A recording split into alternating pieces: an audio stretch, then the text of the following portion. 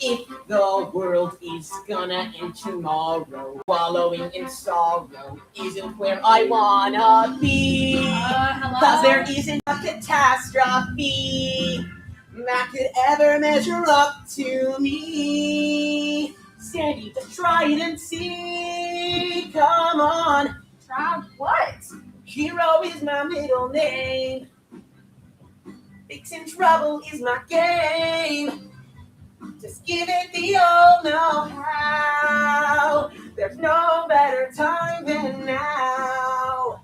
Don't give up and don't give in. Yeah. If you're thinking sink or swim, the right answer, swim. Courage is your claim to fame. When hero is our middle name. And hero is our middle name. Well, that's nice, boys, but mine's Jennifer. And no one believes my science is real. Your machine's name made a real prediction. It's not science fiction. But no one wants to listen at all when the writing's on that old seawall. But your friends need you to hear the call.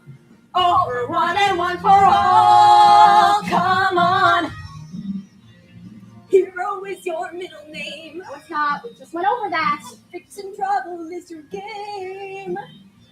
Just give it the old know-how. There's no better time than now.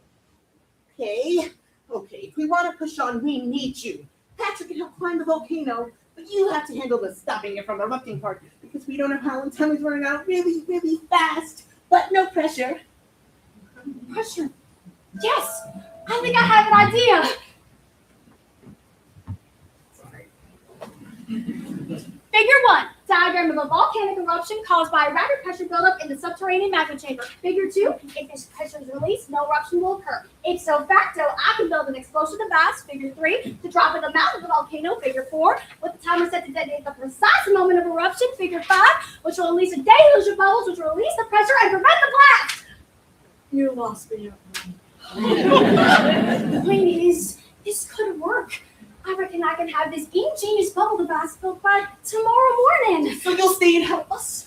Boys, I'm still going to push on from this town of yours, but you're my friends. So first, I say we give this hero thing a shot.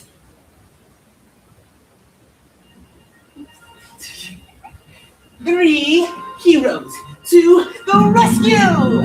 Team of Trace to the top! Us, go! So come on,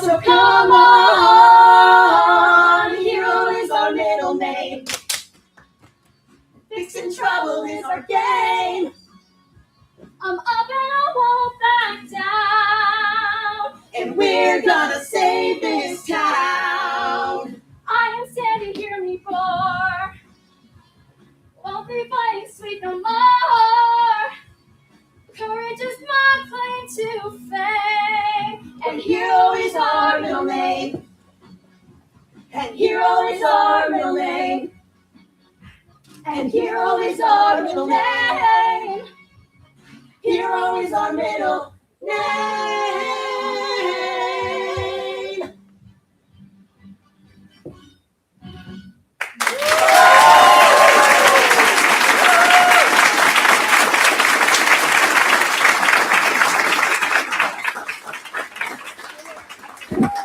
Excellent job. Can we have all performers come up front here so we can take a picture?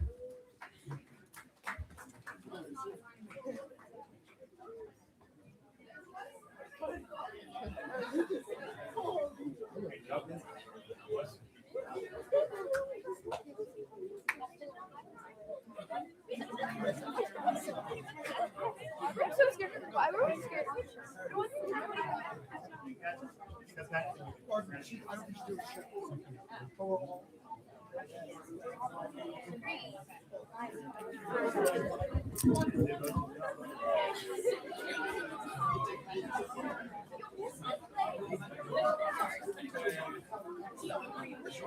Some of you guys over here blocking some of you guys back there. So if we could get like the shorter kids in the front, maybe there you go.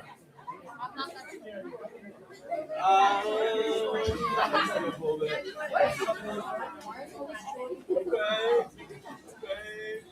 You guys right here.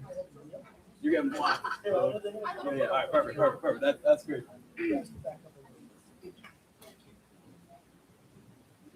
Perfect.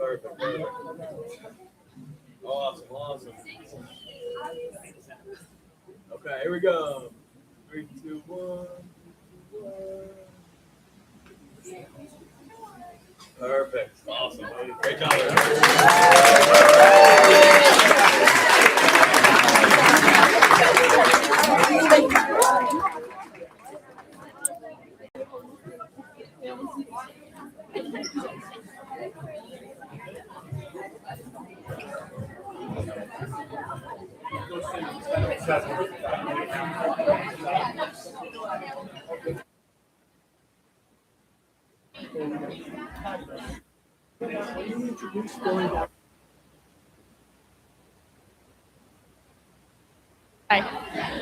The high school performances are in 2 weeks. Tickets are available.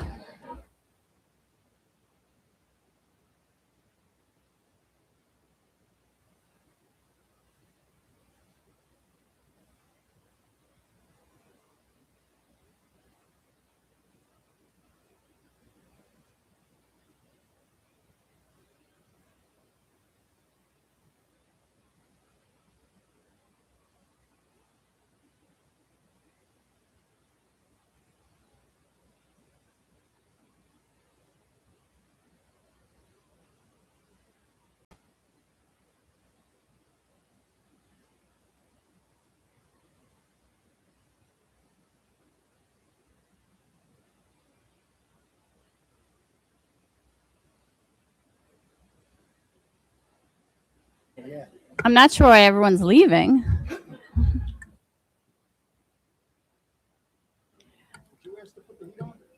I know. Next up is Gary and Phil, and I hope they're prepared to sing something before they give us their presentation. Only sing in the car, Patty. So unless you want to go for a ride, we'll rock it out.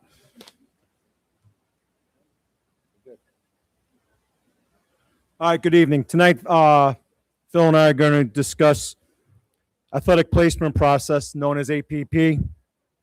It's a New York State Athletic Association and NYS, New York State Education Department program.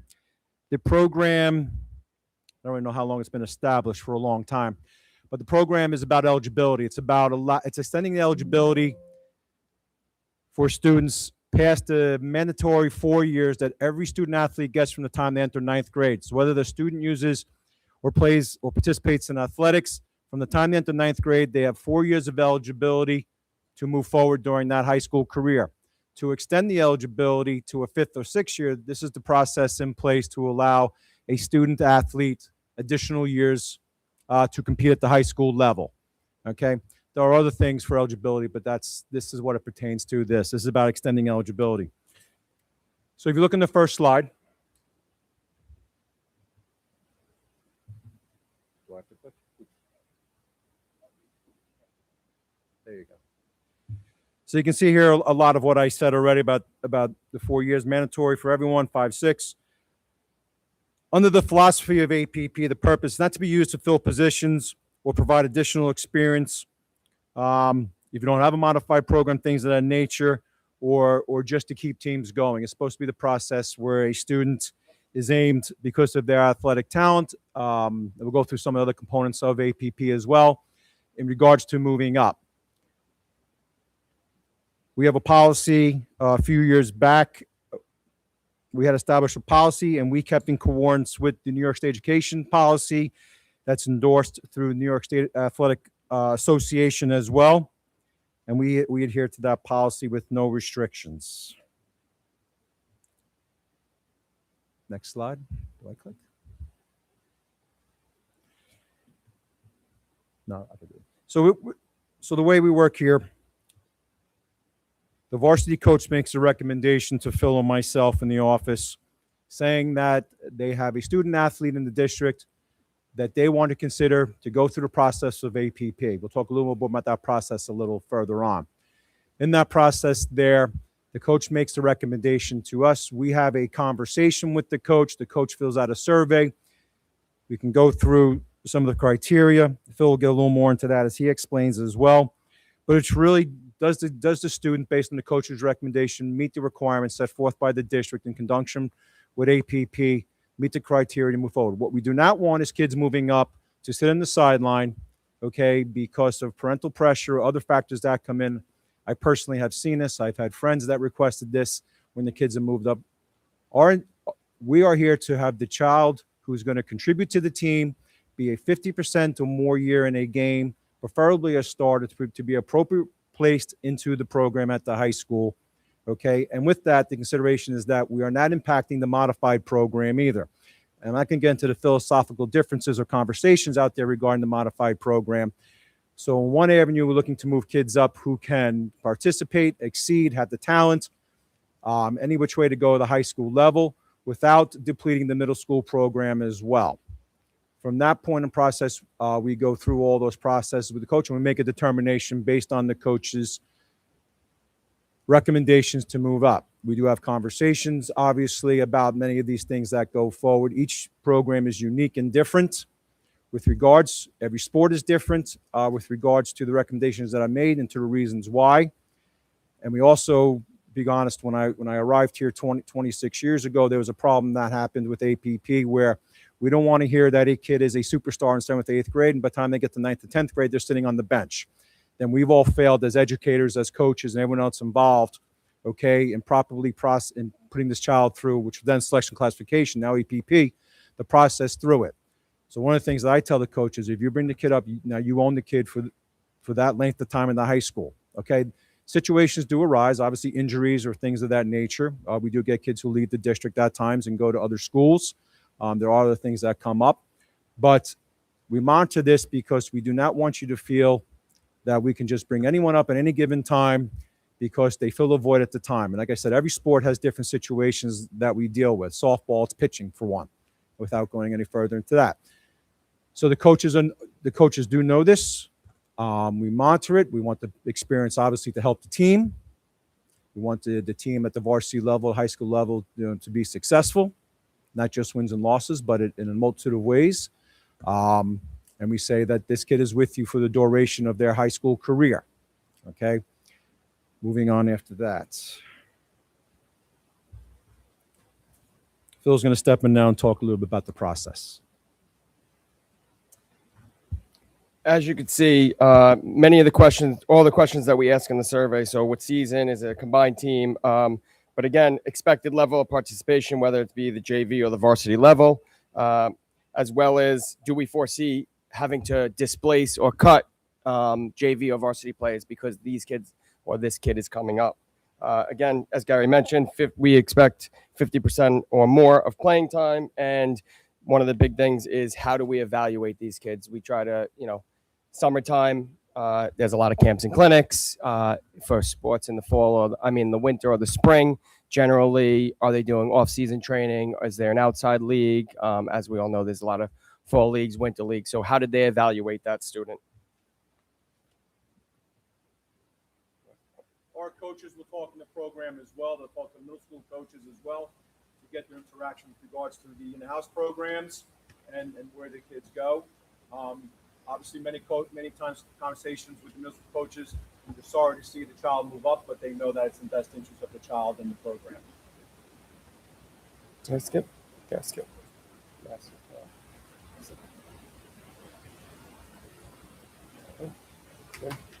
All right. So, if approved, okay, we will ask the coaches to reach out to the parents. Again, they have a discussion with the parent, kind of just given the expectations in their program. And then we will meet with the parents individually or as a group.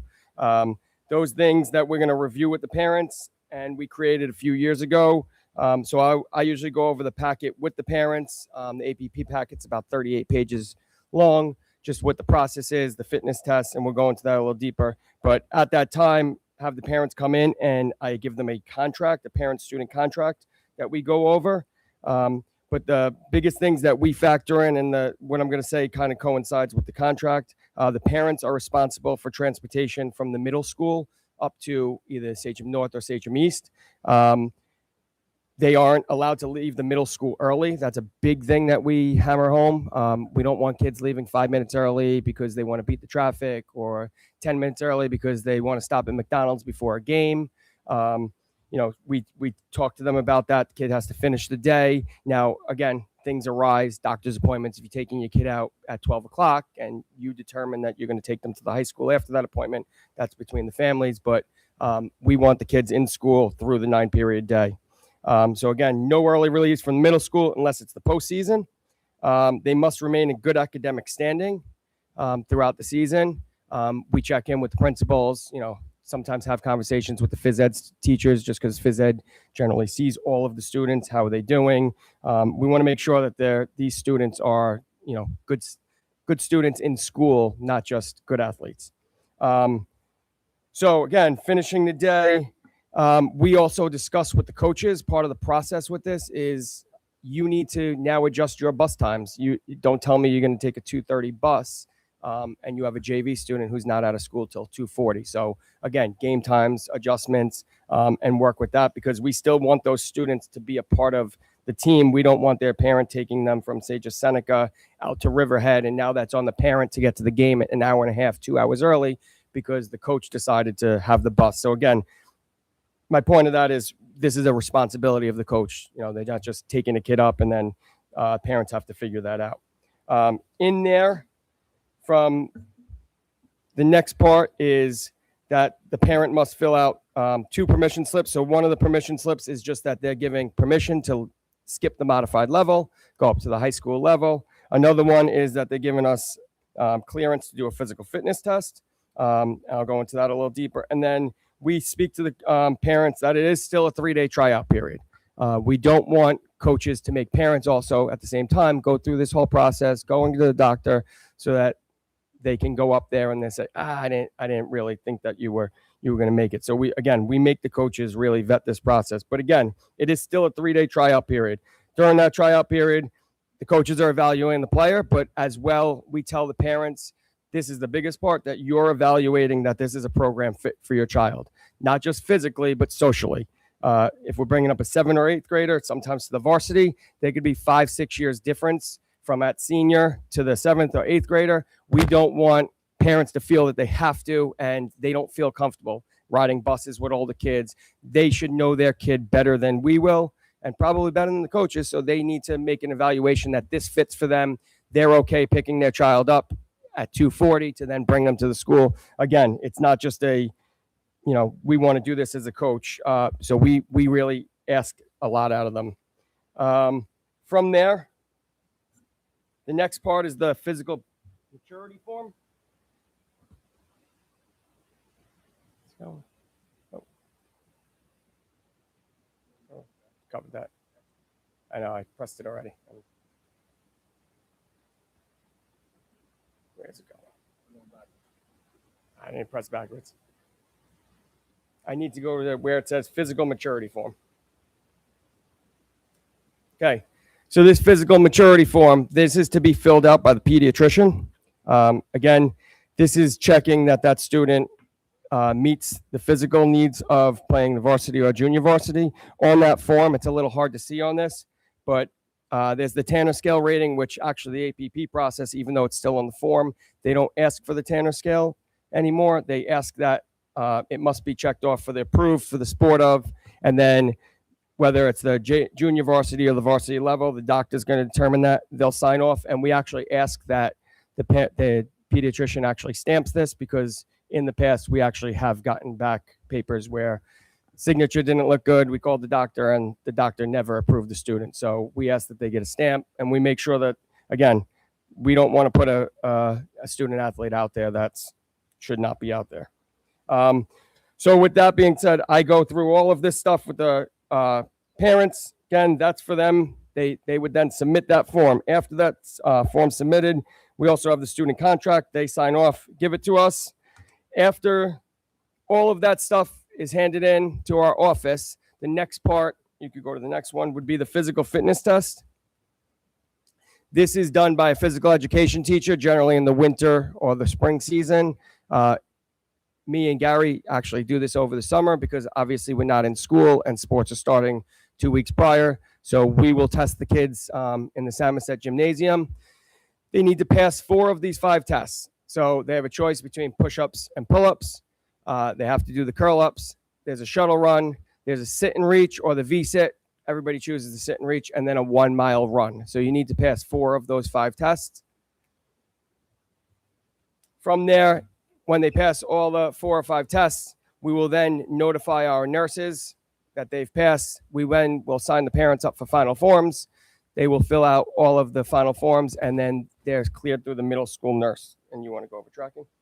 Yeah, so one of the things going on in the New York State Athletic Association is it's in the process of changing with regards to APP. If a student played more than a certain percentage of time, I believe it was 50% of the middle school season, they could not be classified to go up to the high school at that set point. Obviously, for the high schools, playoffs are coming into play. Schools are looking at kids at the lower level who may contribute to the high school level. They are in the process of changing that now to say that you can classify a middle school student anytime during the season to move up into the high school season, and that is in a movement right now. We did, for the first time ever, I think, one of our coaches came to us, and I went through that with the coach and double-checked. He said that there's a kid at the team who really, belongs to move up. And we have situations where we have children who are physically bigger, stronger, more athletic than other kids there, and the kid was. And the kid then was appropriate place to move up to the next level in that sport. But going through it all, and I had to double check for myself, saying, wait, he started middle school. You just can't jump up. We don't go out to the fields and then pick and choose who we want to bring up. So there is a process from that end too. Yeah, we voted down to Section 11 to be more restrictive because we didn't want to get involved in that. But I just figured that was important to know what's going on across the state. And as you know, New York State, everything that's going on across the state is different. So one of the things, obviously, we're tracking from our office. Email notifications go out to all the schools in this section, okay? To the executor, to the schools, to tell what student athletes we have classified for what sports. Remember, I said this is about eligibility, okay? It comes up time and time again. Maybe you've seen on Newsday about the eligibility, and certain people didn't protect their schools, and they used a player that was ineligible in a game. It came up a couple of years ago. I'm not going to name the school, but there was an issue in basketball. As you go through the process, everyone is notified. We can always check as to who was brought up. That information is for everyone. At our end of the season meetings, we talk obviously with the coaches. How did it go? How did it work out? Where's the child fit, to make sure, again, that we reinsure that we're staying true to the philosophy of APP and that these children had contributed and that things went well. We track our participation numbers as well as we go through this. We track, obviously, all of our numbers going through every sports program for every season throughout the year, and we track the kids that are going through APP and where they fall into the season there as well. So in regards to the office, we're keeping track of data to see what it is we are doing and what we are tracking, and that we're trying to stay true to all sides of what APP is regards there. That's pretty much what we have for presentation tonight regarding APP. If there's any questions, or if you have questions that come up in the future and you want us to grab information, we can get back to you tomorrow. Yep. Thank you, Gary. Thanks, Phil. Questions from the board? Dennis? So if you guys APP child to JV as a 7th grader, is there a certain time frame that child stays in JV, or do they have to be progressed to varsity at a certain level? This is for a 7th grader? 8th Okay, grader, so if a child 7th grader, or doesn't, 8th so grader? typically what we try to do in the district is we ask all kids to be classified for varsity, the highest level, knowing that they're going to JV, because things change during the season. If we don't classify them for varsity and they're on JV, then they cannot move up during the season. I'm talking even about moving a child up for postseason, as we do with our JV players when our teams go on. Some of the coaches will grab the JV kids to move up. So if that child cannot even move up to the varsity, because if they get in the game, that team now, if they participated with an illegal player, we forfeit the season. So yes, can they be brought up during the season? In terms of a time frame, it's going to depend on each sport. What we say, depending on the child, if you brought the child up and they're on JV for a given amount of time, and a coach comes to me and says, 3 years, and then we have a serious conversation, then obviously why are we having a child on JV for 3 years if as an 8th grader? It should be a year to adjust, maybe 2, because 9th and 10th graders now play JV. Years ago, it was just 10th graders on JV. We lost freshman teams, so we have obviously other issues. Where there is no hard rule as to be brought up in the time, because there are things that involve parent conversations, coaching conversations with the kids. The time should not be long if they're brought up onto the JV level. That tells me then we didn't really do our part in the appropriate manner as classifying a child to be brought up if they're going to be 3 years on a JV. Matt? Does the process change at all depending on the sport as far as full contact or? Yeah, so we have those conversations, and I can refer back years ago. We classified a player from middle school to go up and play football because this particular child, there was 2 of them actually that came through our school. They were bigger, more physically fit. Their strength was on a higher level. Obviously, we had concerns with safety at that time as well for middle school kids. They were brought up at that time because of their physical nature and their ability in football, which is a sport we typically do not APP kids. And I mentioned before in sports, so softball pitching is obviously something that is highly sought after, and we will look at, coaches will say, there's an 8th grader I'd like to bring up to the varsity and things like that. Right now, we're having a problem with lacrosse goalies. It doesn't seem like anyone wants to play and be a goalie for lacrosse. So we're trying to manage that, massage that with the coaches as well. Individual sports sometimes, swimming or track, it's a little more, we have times, how do they fit in and where do they go? And like I said, we worry about the displacement of the other kid because we deal with those phone calls too. Over the years, you classified a kid, for the JV. My son's now a junior. They deserve a chance to play. And the hard conversation is, I feel for that parent and understand, but it's also about athletic ability and how the child offers. And I understand that you felt that you're given your time, and we go through those things. And it is hard sometimes to go through them, but when we clearly see the talent of the younger classmen, their talent far succeeds, and that is hard to take. Yeah. Bowling and golf, there is no physical fitness. So if you're in those, and then swim, that you swim, you don't do the mile run, it's a 500 meters and with the exercise. Rob? I apologize.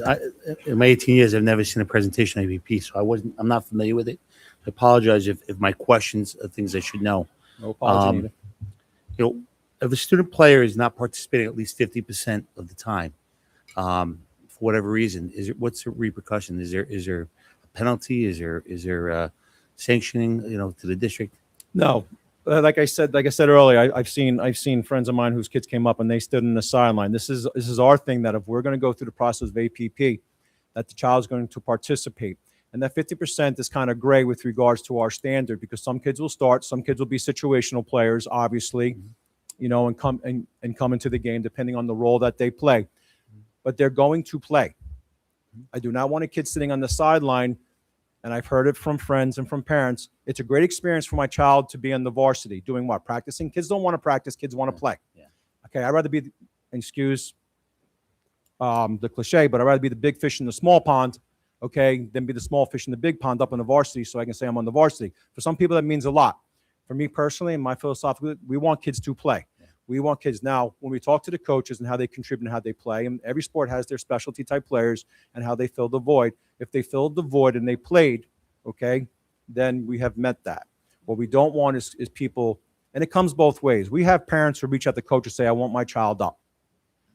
And I tell those parents, I just had a conversation, and I said to the parent, but the coach didn't make the recommendation from him to you. You reached out to him, okay?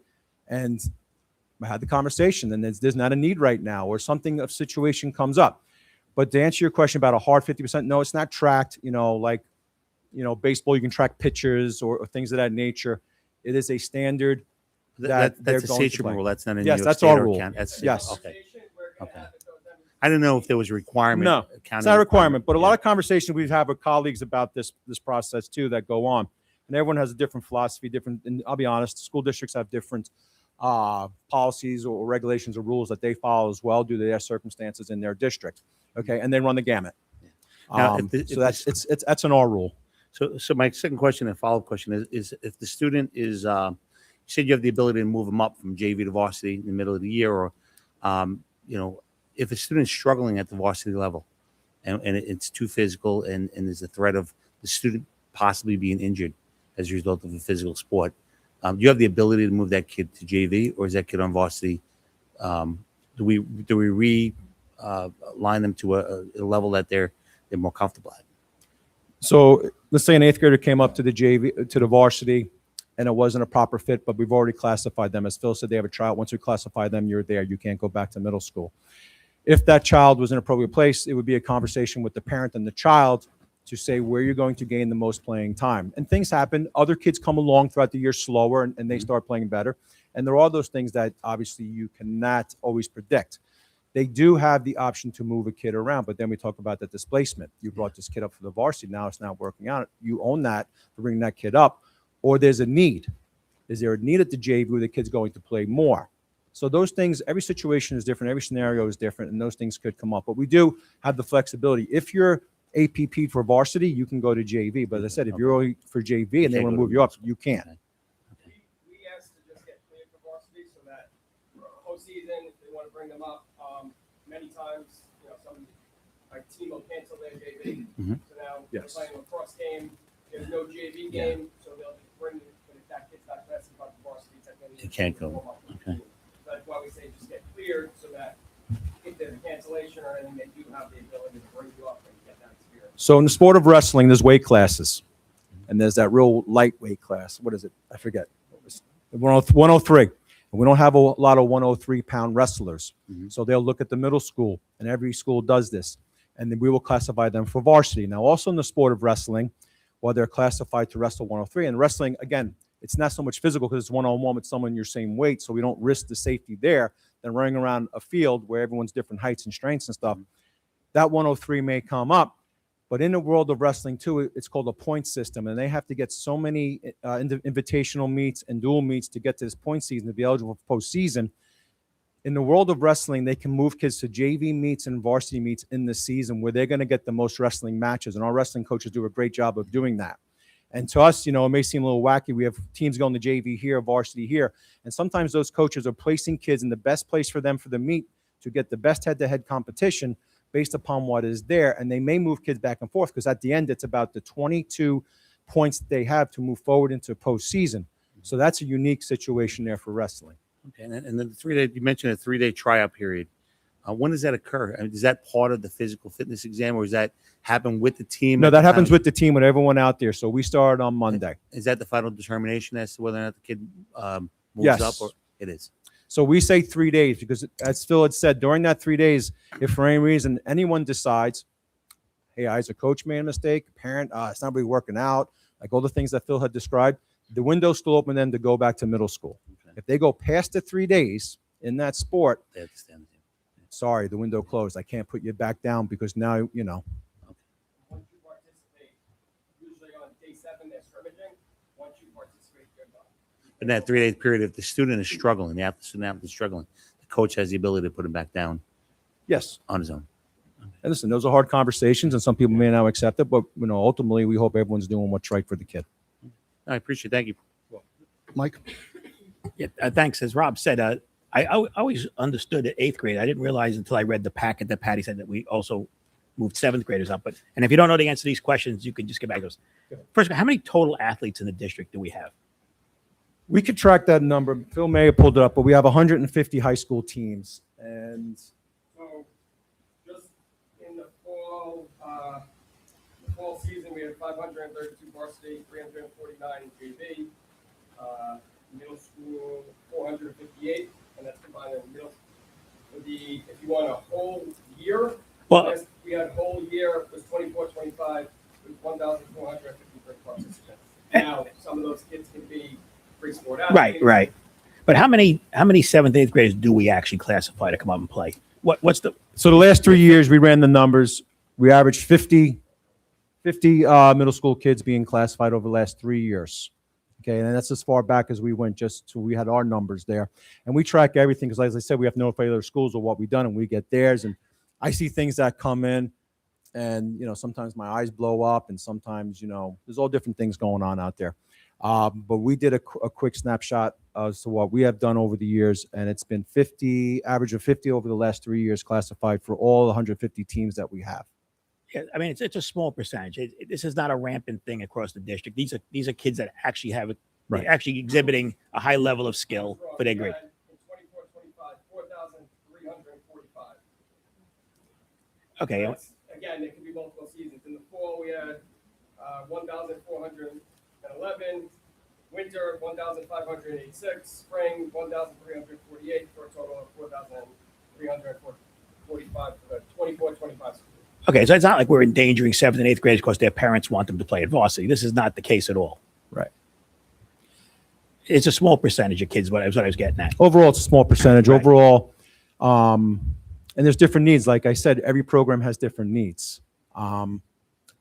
Gymnastics brought our numbers up a little bit this year.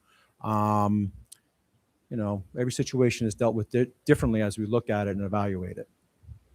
And sometimes we get kids that come through, and it's that pendulum swing. All of a sudden we have a real high talent of athletes coming through at the 9th grade level.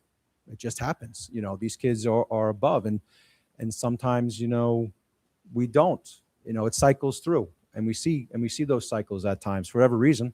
It just happens. But once they're in 9th grade, there's no APP anymore. Once they're in 9th grade, and we tell the coaches that once they're in 9th grade, there's no APP, there's no nothing. The kid is free to go to any level within the high school. It could be JV or varsity. I spoke to a parent the other day, and obviously the fitness test comes up component, and he says, yeah, but I don't think half the 9th and 10th graders can do this. I said, doesn't matter. They already have eligibility. If you want to get there, this is what you have to do. And that's a standard set forth by the state. Thank you. Great. Thanks, guys. Any additional questions? Yeah, Dennis. So I have two for you. First, I know you said about, and I've heard it around from the coaches own you. You're theirs for the next 4 or 5 years. So in other words, you're telling the 9th graders and the 10th graders they could get cut in 11th or 12th grade, but you're telling an 8th grader once you're APP, don't worry about it. You're on varsity for the next 5 years. Nobody could touch you. Well, like I said, there's always exceptions to the rule. Things can come up. Let's be honest. Sometimes kids, lose the heart to participate in the sport. Sometimes kids leave to go to parochial schools or private schools. Quitting is one thing. I'm saying Quitting is one thing. You have 4 years with the kids, you're adding 2 more. Don't tell me in 10th grade that this kid all of a sudden. But that Is in the program. But it does happen sometimes. Kids Can happen. Kids level out. Maybe the needs of the coach isn't the same as it was. Maybe you had 15 seniors. Mhm. They all graduated. You needed to bring up an 8th grader, Mhm. and now you have no seniors, and you don't need to bring kids up, whatever the case may be. Right. So Without a doubt, it happens. In regards to that, if that, fluid, it's sometimes, what do you say? What about that?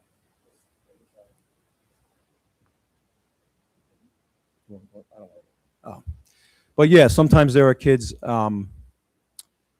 in regards to what we tell the coaches, it's because their assessment and determination, okay, we can't predict the future of what the child's going to do. And there is a need, and every sport has a need at the time.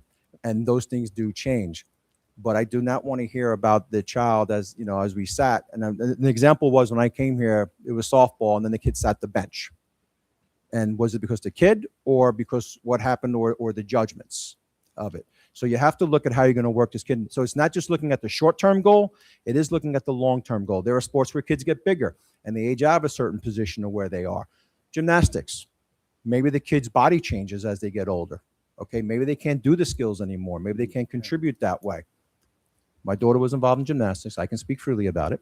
So Mia's on gymnastics. That's I why know, we refer but to things that. do change, and where I was maybe as a younger kid, maybe I'm not able to do those same skills, but I can still contribute in other ways. Maybe I have more power. Maybe when I was younger, I had more finesse. Maybe my, what I do changes. But my point to the coaches is we don't want to hear every year that I need all these kids. They're exceptional. Because every year you're telling me they're exceptional. I say it all the time to the coaches, we're not general managers and we're not running professional sports programs here. We're educating kids. So.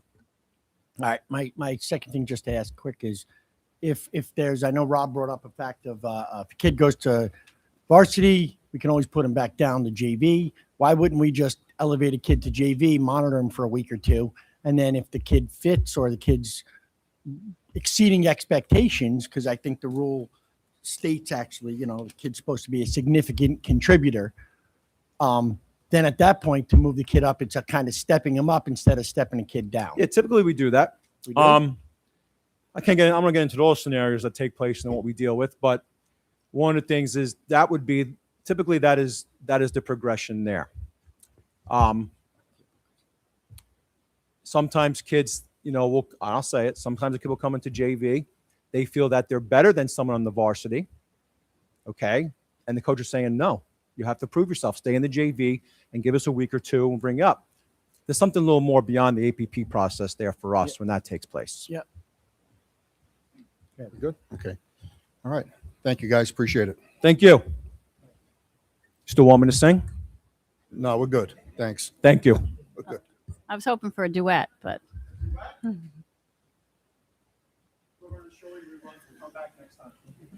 Phil doesn't know who that is.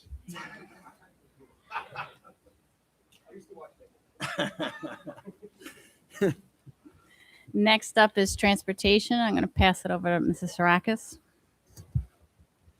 Okay, so we have Paul Maury, Bryony Chamberlain, Mike Franzese, and Gabe Rodriguez from We Transport here tonight. And we also have John Guarneri, our in-district transportation supervisor, and Joni Ueller, our assistant transportation supervisor, here to discuss what's been going on over the last couple of weeks, the changes that were made, why they were made, what we're doing to resolve the ongoing lateness issues, and answer any questions that the board may And have. Michelle, can somebody frame the issue for us as well, whether it's yourself or we? Like, what got us to this point? I'm sure they can Come on up. tell you. Yep, sure. Perfect. Thank you.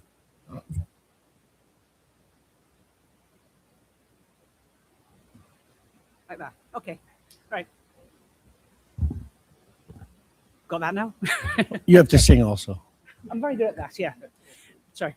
My name is Bryony Chamberlain. I'm the VP of Operations for Long Island for Beacon. I oversee We Transport Town Bus. I was talking to Michelle in the summer when she asked us to take on additional work for the district, and we're expecting it to be around 90 to 95 vans. By middle of February, that number had reached up to about 125 vans that were operating daily. So that was much more than been expected when we first took this work on. We had done a lot to try to recruit drivers to meet the increasing demand, but unfortunately in the beginning of October, there was a new ruling published by FMCSA, by the feds, stating there's a change to the licensing requirements for CDL holders. Now, CDL holders, that covers all commercial licenses, trucks, buses. This was a change which was led via the trucking industry, but because it applies to all CDL holders, it impacted all buses, particularly school buses. And the majority of CDL holders across the states are school buses. The difference they wanted to impose was a change to people with visas. So as you can probably tell by my accent, I know the immigration services. I've been through it, and it can be quite a long process. There are a number of different types of visas, and they wanted to change the licensing process for people who had what I would describe as an abbreviated visa. So it's a express entry into the country. They still have gone through immigration, but they don't have a e-visa or a living visa such as I came into the country under.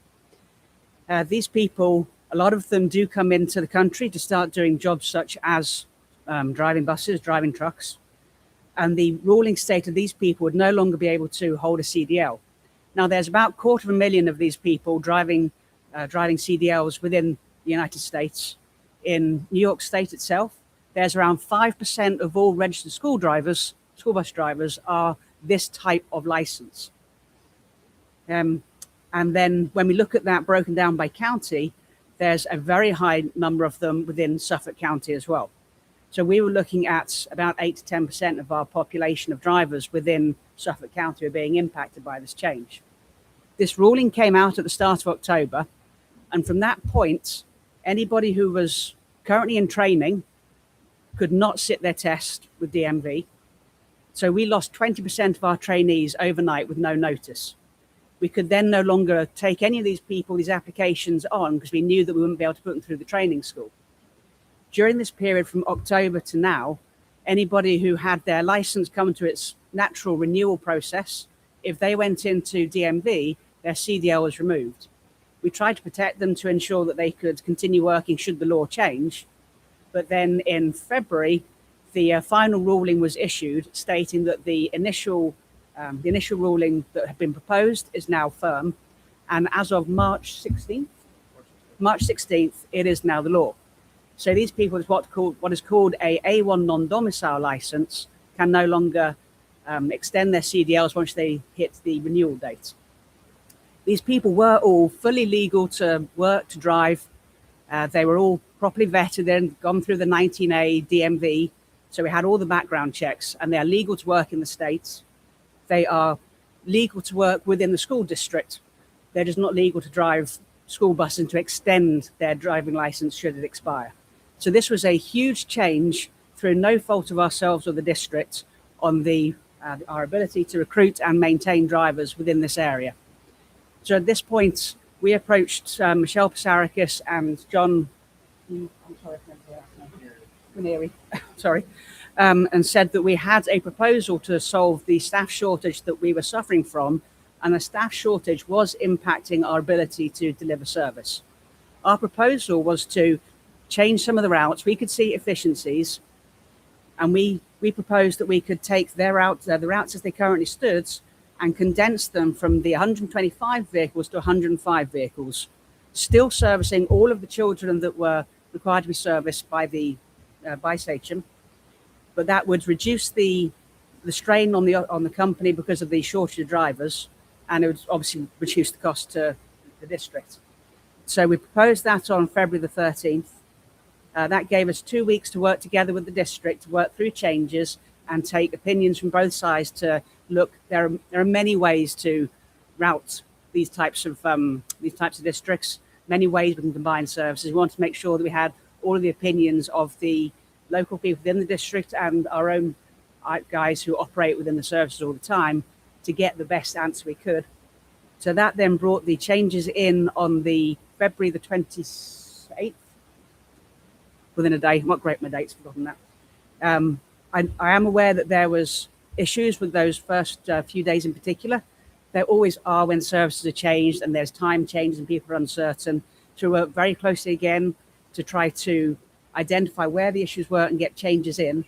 We had our first review, which I was involved in, and we all came together to discuss what were the issues we had yet to deal with and what our next steps were.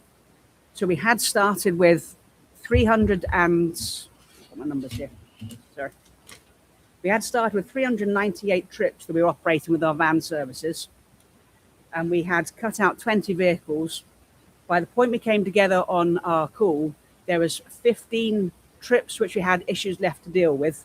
So one trip is not satisfactory. I understand that they all have to be right, but it had taken us down to 15 trips within a few days. The point we're at now is we have worked on the majority of issues that Michelle's brought forward to us. We're still working on 4 specific issues. There's Chippewa, where we have done the changes in turn that need to happen. The drivers are doing their dry runs. Phone calls to parents will be getting made tomorrow for change to take effect on the 13th, which is Friday. Waverley 869, that was an issue. That again is being dry run yesterday and today. Parents being called tomorrow with the revised times, and that change will take place on 313 again. Sable Academic at Tacoma, run 851. That one we have a fix which is going to go into place on Monday. Those ones, the dry runs are happening Thursday, Friday, phone calls to parents on those days. And then we have Grundy 917. We have done some changes on that route already. It's not sufficient, it's not working. So we're implementing a few different changes at a time to see which ones will work. This isn't something which you can know automatically is going to work. When you make these changes, you have to see how the flow works on the road, how the kids work, how they react. So there's a lot of work happening on that. So we have taken on board all of the feedback, and we are doing our best to resolve it as quickly as possible. Great, thank you. Thank you for framing that, I appreciate it. So just a quick question, right? So issues happen, right? Mm-hmm. It's how we deal with it is how we're going to get judged, Exactly. right? So Yes. where do you feel like in the communication process, where was the breakdown? Because it's not the first time with We Transport that we've had challenges, right? And a lot of it seems to be communication. There's always going to be issues, delays, things like that. But we've had parents blasting our email, rightfully so, not knowing where their children are or late. So where did the communication process break down? We initiated, from your perspective. From my perspective, we initiated our work with Michelle and John from the February the 13th, and we had to wanted a tight process to bring everything together. So we did that for the first week and a half to make sure that we had their feedback properly implemented, and then we're doing the phone calls on the Thursday, Friday, Saturday to try to get hold of all parents to ensure that they knew what the time changes were. So we did our best to get that implemented quickly. I didn't want to continue with this too long, because the longer we continued, the longer we're operating under a severe staff shortage, which is impacting our delivery of the services as they were currently scheduled at that point. So how do you validate that there was a phone call made, and how do you sort of tie that loop, and how do you circle back to the district that we check off Mr. and Mrs. Jones got a phone call, right? How do we do that? We have the ability to review the call logs, because we have every call on the system, so we can certainly pull all of that. And if there's specific people who want to, But we're not doing that, right? That's not happening. Doesn't seem like it anyway. No, we haven't gone through and done that. Right. If somebody asked us to trace down specific parents, specific phone calls, then absolutely we could. There's a lot of people to get contacted, so to do that for every single parent is a large request, and I hadn't been asked to, so I have not done that. Yeah, it's large, but it's valuable, right? Because think about the parent on the other end. They want that phone call. They want that communication. Yes. Because what we found is once we do connect with the parents, we talk it through. It's a little bit of a different conversation. Yes. Okay.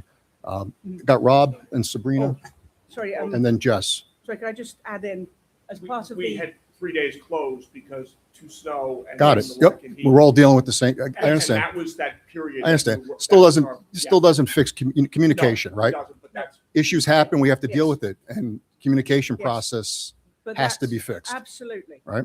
But those 3 snow days were days where it interrupted our communication with the district. We were working still through the scheduling. We weren't able to do some of the final sign-offs that we needed. So Really you saying had to that you saying that you couldn't get in touch with anybody? Our administrators took a snow day, or is that what I just we were heard? struggling to get the complete communication that we wanted. So we'll fix that, because they should be available 24/7, especially on issues like this. Yes. So- And we'd already agreed at that point. And that goes for the heads of. of our transportation as well, right? Across the board, we should be available. We had already. And I'm sure agreed- they were in the office, because I know, I know they were in the office. We were in the right? So office Tuesday, we were dealing Wednesday. with, electricity down in buildings. We were dealing with massive amounts of snow. They I'm were well here, aware, yes. right? So they were here. So let me turn it to Rob, and then we'll go to Sabrina, Jessica, Matt. So obviously over the last couple of years, we've had issues with we and busing and kids getting picked up and brought to school, many of which are arriving late to school and missing instruction, really valuable instruction, some of which is IEP driven, which is mandated. I have to ask this question because every time we've had an issue, it seems that only the minibuses are affected. So why can't you talked about a proposal of reducing 125 minibuses to 105. Have we thought about, I live in a community of 390 homes. I've been there for 57 years. Okay. I see the buses that come through the neighborhood, and a lot of times they're half full. Right? People stand on the positive side, right? Instead of half empty. Why can't we consolidate the larger buses? Okay. Instead of taking so many stops in our neighborhood, why can't we kind of fill that bus up, okay, with less stops or more stops with the larger buses, then relocate those drivers to the minibuses so that our special needs students are being impacted the way they are. I have neighbors, 2 of which get on a minibus. And I know that sometimes kids struggle to get out of the house. Some have, physical disabilities, and they have a difficult time. Sometimes that bus is in front of the house for a couple of minutes because, the student needs to get from the front door to the bus. Why aren't we looking at maybe consolidating the larger buses, okay, so that we can actually transfer those drivers to the minibuses and not impact our special needs learners? The larger buses were consolidated last year. We went down 6. Yes. And we don't schedule the buses. That's actually done by the transportation department. We work with them and share our feedback on those. Whilst they might look half empty, we have to have a seat there for everybody who might travel. And we all know that more of the seniors drive throughout the year. So what might look half empty to you might not be half empty on paperwork, and we need to provide them with No, seats. I understand. So- I worked as a teacher for 35 years, so I sit in front of bus duty, Mhm. and I know that sometimes buses show up at BOCES that are jam packed. There's kids standing. Okay, and then what happens is you make adjustments from that point. Mhm. All of a sudden, this particular school district started with one bus, now they have two.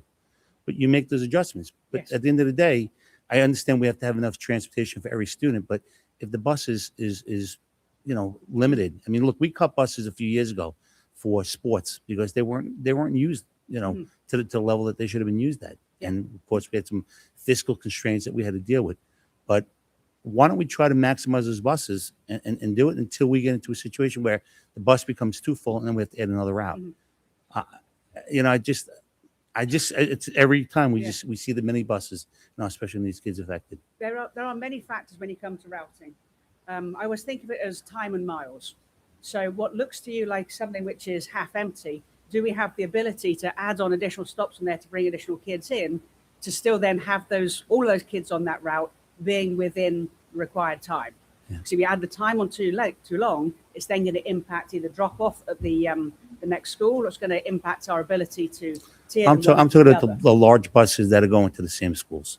The Mhm. Seneca bus in my neighborhood is going to pick up more kids, at more stops Yeah. than they do now. Okay, so that we can maybe eliminate the number of drivers for large buses and maybe relocate them to small. That's all I'm There suggesting. are many parts to the answer. Mhm. So what looks to, as you see the bus drive past, like a simple thing, is not that simple, and we have to work it through. That being said, the big buses are routed by the transportation department, not by us. Mhm. And I'd be happy to work with them to see if we could reduce.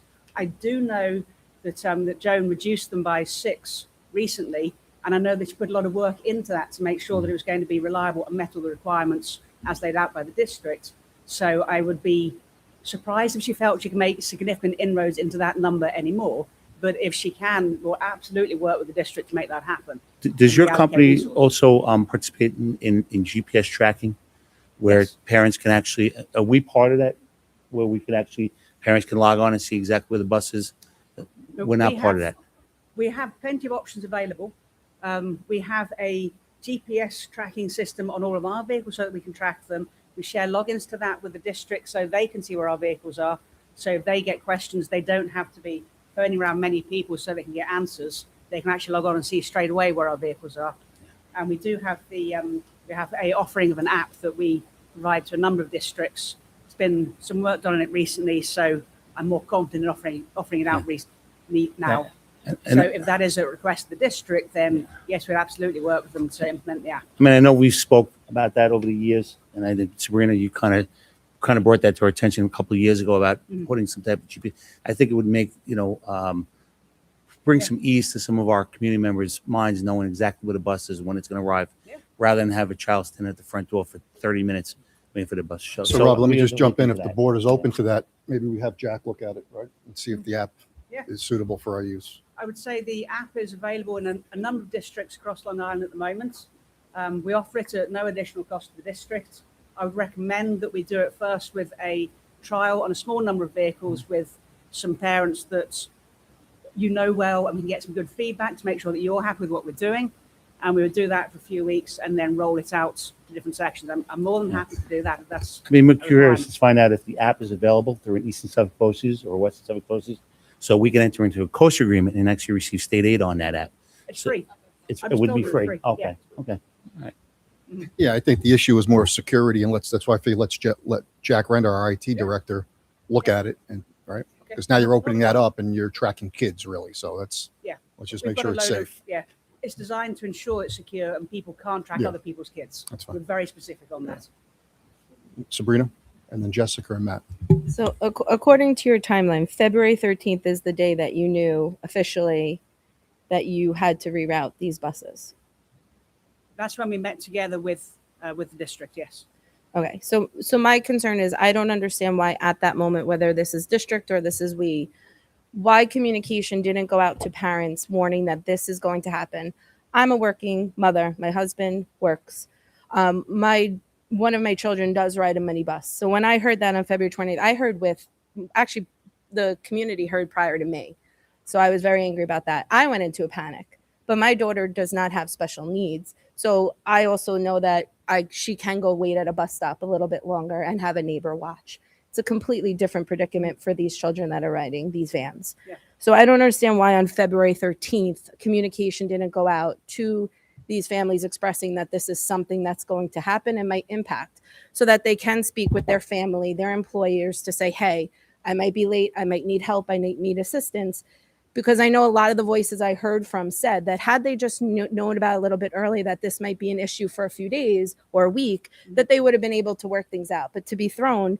And then the second part of my question is also, why are the bus drivers communicating this to parents, where it should be someone who's in an administrative position calling these parents personally, explaining to them what's happening? Because a lot of them at first didn't understand the federal piece. I understand this was something beyond everybody's control, but they weren't hearing that. They were hearing some wrong information, some correct information. Why weren't they getting the information told straight out what was happening and what was being done, where again, it was almost panic for these families? And again, as myself, as a working parent, I can't go into work an hour or two late every week. I can't take off every day. Neither should these parents. But I also believe that had we communicated earlier, the February 13th, when you guys met and put something out to parents, made the phone calls to every parent saying, this is going to place, this might be happening, this might affect you, it would have completely changed the dynamic of this whole situation. I don't think a lot of parents were mad that this happened. They understood this was something you and our district was beyond our control, but we're not communicating properly to these families and giving them what they deserve. And they deserve right communication and being aware and not being thrown, hey, you might not have a bus on Monday. That is so wrong. And absolutely, the communication needs to be better on everybody's part. Yeah. So as a generic message out to parents, I was not involved in that. That came from the district. But that also came two weeks after this February 13th. You guys said you met on February 13th.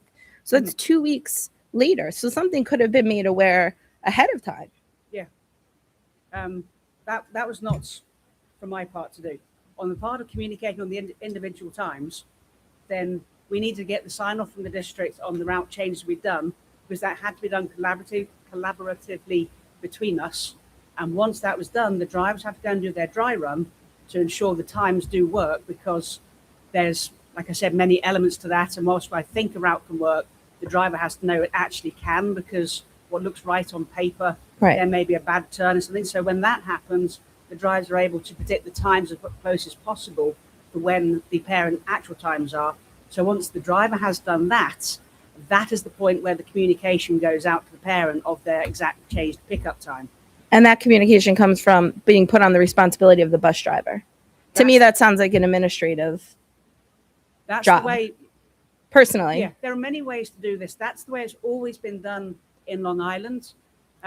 There are other ways. I can understand the beginning of the year when you're relaying, this is your bus stop, this is, because they're the driver. But this is something a little bit more. It is, but we were on a very tight timeline. I didn't have the route signed off until a couple of days earlier.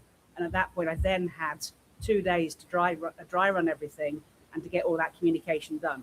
We had, I think, 350 families to contact, and that's approximately 350 families to contact.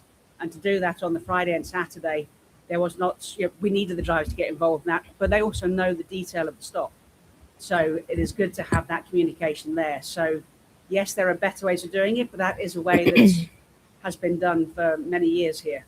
So let me just jump in real quick. Can you confirm that all the drivers did dry runs? The drivers were doing their dry runs on Friday and Saturday. So they actually did the dry runs? Yes, Mike went in very specifically over the weekend. Okay. So, but every driver did a dry run, because contractually you're obligated to do dry runs. It's in your contract. That was the issue a couple of years ago, right? So we need to make sure dry runs are done. Yes. Right. I think your president was here and I cited the verse of the contract. Our attorneys can say it, right? Okay. Yes. So- They were completed that first weekend, and they were completed last weekend. Every time there's a change, we make sure Okay. a dry run is complete. Yes. Perfect. If the driver does not do a dry run, we're not signing off on it until the dry run is Mhm. Okay. And we do let if the driver does not let the parent speak with the parents, one of the dispatchers in the office has contacted the parents. I've contacted the parents myself. I've spoken to the parents myself to ensure that this will transition. Yeah. Okay. Thank you. And when I say that we've got a Yes. change coming for 313 for Friday, The reason it's not in now is because the driver's doing the dry run, and then we have to contact the parents. Okay. We understand those two pieces are vital, otherwise it'll go wrong. Yep. Jess? Yes. So thank you for just explaining the background. These conversations aren't meant to place blame. It's meant to find a solution. I'm new to the board, and at the end of the day, the stories that I've heard coming from families left me tearful. There are people that tried to drive around the community to find where their child is. We're talking about children that have medication timing, children that have behavioral issues that are scheduled, children that are vulnerable, nonverbal, have mandated services.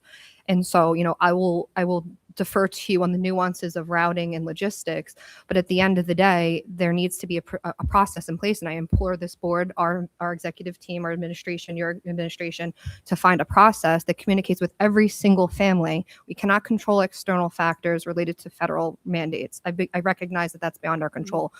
And if we're looking at this giant issue and this giant problem, what can we do about it? We can't just go, oh, we did the best we can. It's a mandate. So I really, really would like to see a process developed. And to be honest with you, that should be done at the administrative level. I do not think it's appropriate for bus drivers to have that on their plate. There's 350 kids. I'm a director at a hospital. I'm sorry, every administrative person with SACHM and that divided up. I'm sorry, you have to spend 2 hours on your weekend calling these parents, because if they came into it with realistic expectations, a lot of their frustrations. And when I asked that, because I've had pet parents call me, stop me at meetings, stop me in the community. And I asked them, if you got a call over the weekend, would you be as this frustrated? And the majority of them said no, and said a very vague email about your child may or may not be late. They're not packages, they're children. And we need to keep that in the forefront of all the decisions we make, all the communication that's set out. And I really would like to see a concrete process. And I think that should be done at an administrative level. I agree. And this, I said earlier about the app that we've got available where you can track buses. There are some new iterations coming out on that app, which would have some time information on there. So I need to see our drafts of what that's going to look like. But I believe that would solve some of the communication we're talking about. That would mean the parent proactively checking the app. So there's always a sending the information, receiving the information. It takes two. But that, I think, might help what you're envisioning. Yeah, I just think we shouldn't be answering the parents that are upset and emailing. We should be communicating proactively, not reactively. This timeline, to be honest with you, I'm getting flushed thinking about it. We knew about it in October, and then like the notice went out the Friday before. Like, that's unacceptable. Yeah. And again, this is not to point blame. This is to prevent it from happening, because we can control how we communicate to the community and our families and these students. Yeah, I will say that the reason that we didn't address this sooner to ask for changes to the services with the district is we have been trying our best to change our recruitment processes, and I have done a lot of that, and that is leading me to getting a increase in conversion from application to trainee to driver. I was hoping to dig my way out of the problem, but it just did not get that way, and then the ruling became law.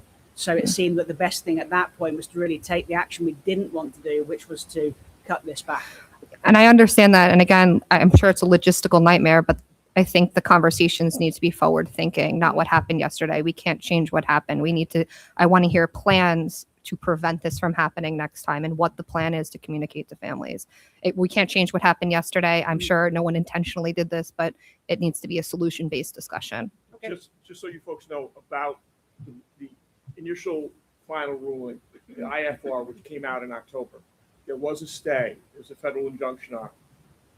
Only 2 states have enacted putting people back into the non-domiciled category. I dealt with AMBA, that's the American Association of Motor Vehicle Administrators. That's the head of every DMV in the United States. I met with their legal counsel. I'm also the president of the Bus Contractors Association.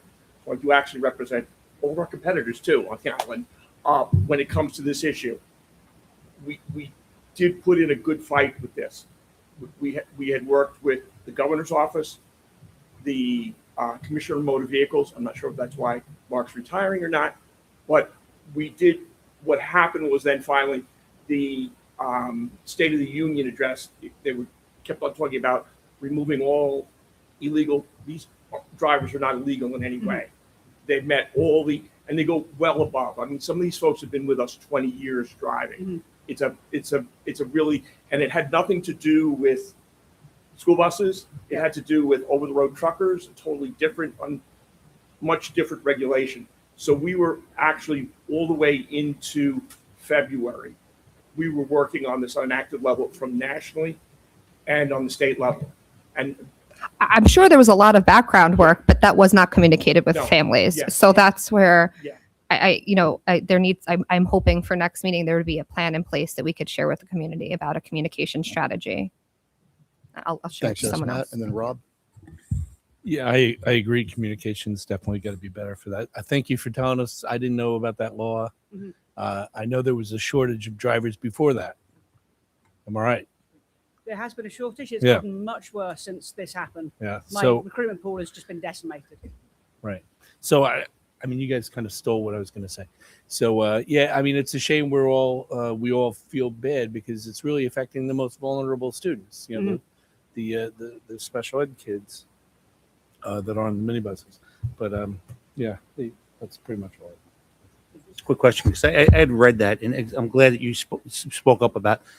My question was, what drove this change? And I think I know the answer to that question. Yeah. Was the Yes. fact the federal government Can I- not wanting to pay individuals with visas with federal monies and No, municipal? no. It If I wasn't. give you the history But there was behind a this. stay There by was- the federal court. The stay is Yeah. still in place, actually. So is New York part of that? New York did not opt for the stay. New York has probably 39,000 non-domiciled drivers. Mhm. I was working with them today upstate. It's a no-win situation for them at this point. It was a more political theater with trucking. Trucking is a whole different type of business. The big people are fingerprinted, and it was. So have we reached out to the Commissioner of Education? Yes. Okay. absolutely. To say it's impacting school age Yes. children, New and we York's- want to remove the school bus license. Just from the- so you know, the governor, we handed a letter Mhm. a month ago to the governor. The governor's office took it to state ed. I work in state ed. I've worked with them for the last 40 years. I'm in there once a month. They did not release the letter to you folks. We were asking a blanket letter go to all boards of education superintendents so they understood it, not to make it like there's an imminent fire, because some of these folks, we have about 150, will still be there for the next 6 months, year and a half, 2 years. It has affected the overall pool of people.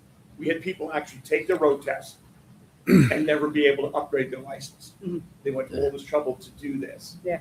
And So the governor received it, The governor's governor's office- yes. and she opted Nowhere. not to. state ed, the Department of Education did. Yeah. State ed didn't release it. So the governor had the letter proposed by the School Bus Contracts Association. That was given to New York State Eds. We believe they are going to send it.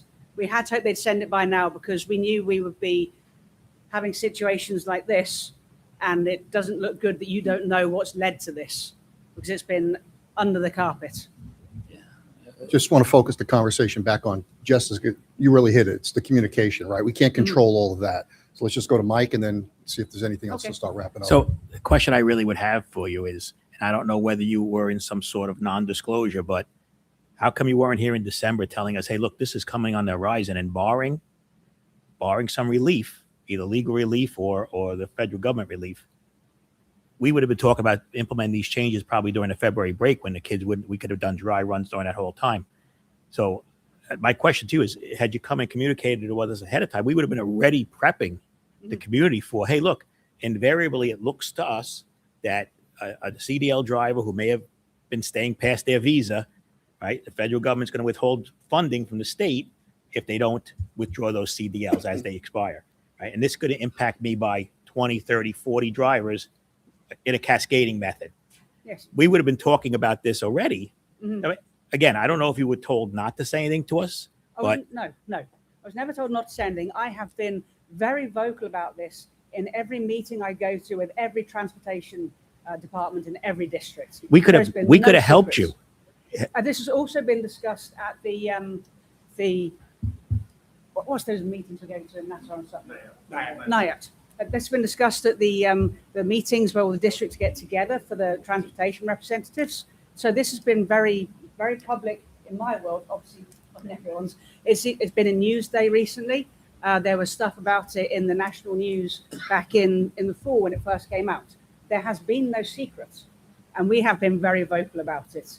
We really thought we had a chance to win the battle of what the final ruling was going to be, and we still think there could be a chance. That the major unions are going to campaign against it over the summer, so that people still think this is going to get resolved favorably, but I don't think it will, and it's impacting us now with the recruitment. And during that time, Like I said, I tried wish to I wish get had given us an update earlier in the year even. We could have probably been helpful. And I'll take the blame on that.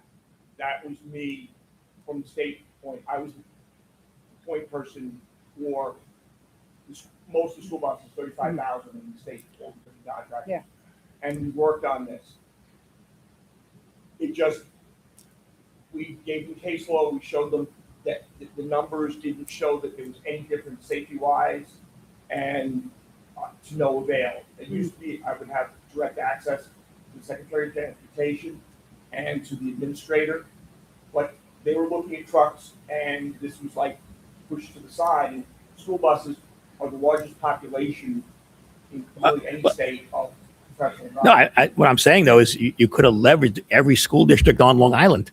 We tried. We did try. That was, Yes.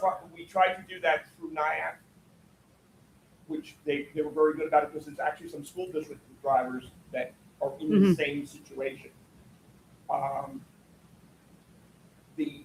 For whatever reason, SED does not have a pupil transportation director. That's one of the issues right now. He's been out since December 5th. And I was tasked by the governor's office to bring his boss, who's sort of taking over that role, but doesn't have the intimate details about transportation like the former pupil transportation director did. He wasn't even aware of it until a meeting in February. And the governor's office was bringing this over to SED. Yeah. Just so you know, almost every single day I go back and forth to the governor's office on this, the transportation needs on this, for this very reason. Our hope had been that NICED would write out to all superintendents, and we gave them a draft letter in January so that they could send that out. And that didn't happen. We really felt that the communication came better from the states, because otherwise every individual school bus company is having an individual discussion with every district, and it adds to the pain. So we're trying to get that. Well, I understand that, but obviously it's impacted the most vulnerable of us, right? Of our student population, as you heard from Mrs. Pickwitz and Mrs. Schrenk. I would have loved to have known back in January, because I would have been right on. Let's tell everybody what's coming and maybe start putting these routes together right now. I mean, I heard you just say you understood you were trying contingency. You were trying to work out a new recruitment policy. I get all that. I mean, I'm in the private sector, so I know what you're dealing with. But you could have, once you saw the thing was going south, you should have came to us and let us know, because we could have leveraged our family. We just had that legislative breakfast. This should have came up at that breakfast. Right? We actually have a legislative committee in Albany today. That's why 2 board members aren't here. They're on their way. I mean, back, I'm and this talking should about have the been one on the in list, Longwood. Yeah, just a quick question. So where do we see. sit within Beacon in terms of size, contract wise? How large are we of a customer of you? Within Long Island, between the two parts, the big and the small, 120 to 100, you are in line with Top I 10? would say 2 to 3 other districts on the island. So we're in your top 5 in terms of account. Within Okay. the island. I can't speak to Significant contracts revenue outside then the to island. Beacon, right? So we really need to start looking at more white glove service, to Mike's point. We need early access to information. We need our teams, and I'm going to put the gauntlet down to our administration. We need a better communication than if it's not there already. I may be wrong, but I think we need to open up a better line of communication, right? I promise to you. As Mike, I'm in the private sector, and I manage some of the biggest banks in the world, right? And they demand expertise and white glove service from me and my company, right? Yeah. So that's what we're looking for you guys to provide to us. Absolutely. Right? And we meet as often as we can, certainly every time she asks. But Michelle's got my number on speed dial, so don't worry. So let me just close with that real quick, and then we'll get to Jessica, Sabrina, and Rob. So I think we're agreeing that I think tomorrow somebody needs to start communicating and build out a process, right, that we can all agree to on how we're going to communicate. Right? Sabrina. I also hope you understand our frustration, because this is not our first time having this communication issue with your company. So I this understand, is, yes. so this happened what, last year, 2 years? So this isn't, so this it's just showing that there are issues there. So it's not like, we could kind of brush it off at this point. I understand. So every time you get into a predicament that is of this size, you're not handling it properly. And then you don't realize I know you realize, but the effect it is there has to be something fixed, because this is now the second time that the same group of people within our community are being affected. And it came down to poor communication and planning. And a lot of it is that, if, as Jessica said, if you're proactive, the sooner you let us know, the sooner we can let families know, everybody will kind of work together. But this time, I understand the parents had every right to be as upset and angry as they were. And again, this is the second time that they've had to deal with this level of lack of communication from your company. I understand, and that's unacceptable. Two very different things caused it. This one was out of our control, the initiating problem. The communication, we were working with the district, but then we were tight on time to get it out, and I understand that's not acceptable. If I use an app-based version I'm thinking of, that might solve it. Jess, you go to. Sorry, I'm not trying to beat a dead horse, but we have a contract with you, so there should never be a reliance from an external person to communicate when we are the ones that have a contract with your organization. With that said, there's opportunities from the district and how you guys handle that. So I hope it's been made very clear what the expectations are of the Board of Education moving forward. Okay. Rob, any final comments? Yeah, final comment is that all my years here, to rely on the state to communicate any information to the districts is non-existent. We get very little to no information, okay, unless an initiative comes up, and then we get it in bits and pieces. The state is terrible at communicating directives and initiatives to districts. My recommendation is next time maybe contact the Suffolk County and Nassau County Superintendents Association. They're a pretty powerful organization in projecting letters and sending it to the state. The use of NICET, okay, we have a very, very active president at NICET who is very powerful and knows the Commissioner of Education very well. NICET is in the state. New York State United Teachers. Yes. Okay. Once again, it's an educational issue. They're huge, the largest union in the state. Okay. There's too many acronyms. Yeah. Sorry. And lastly, look, the Superintendent Association could have contacted members of the Senate and the Assembly on the Educational Committee, and we have one right in our community that is a loud voice up in Albany that that we could have kind of leaned on to say, look, this is going to impact. It may impact your child. He lives in the district. It might impact families and families that that support you. So we need your assistance in getting this done. And really, rather than relying on the state to communicate this, they're terrible at that. I'm gonna be honest with you. There's other routes I think you can go. There was that. Our preference was the state, but that wasn't the only route we took. There were a number of other industry methods we went out to our partners within the districts and within the industry. So that's a continuing effort. Mike, anything new to add? No, I'm just going to say, I think if anything comes out of this, you should never be afraid to come to us and tell us what you see coming down the pike in terms of impact on your business and how it's going to relate to our kids. And you should let Michelle know that. Don't, the earlier you tell us, the more time we have to deal. Yeah. So. Thank you guys for, thank you very much for coming in. Can I ask you just to hang for another 10 minutes? And I just want to ask the board a quick question. We've got 3 visitors all on transportation. I'd like to just change up the order and have them come up and speak now while representatives of Beacon here, and then we can go back to the other parts. The latest budget presentation? Yeah. Okay, I'm good.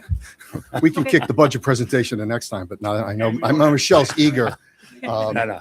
So thank you. So this is part of our public comment section. So we've got 3 community members that wanted to speak on this. So I think it's important that you hear that as well. They may come and yell at us, but they may yell at you. So yeah. Please, yes. Okay. So we'll jump to the public comment section. And just as a reminder, each speaker has 3 minutes. Mrs. Florio will just sort of give you a nod at like 2 minutes and 40 seconds. And we ask you just to wrap up. And again, you've just heard the discussion. So we're hoping you have some constructive and we welcome your feedback. So with that, Ms. Lerner. Ms. Lerner's here. Thank you. Mrs.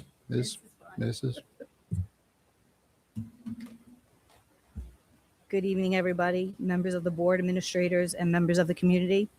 Thank you for the opportunity to let me speak tonight.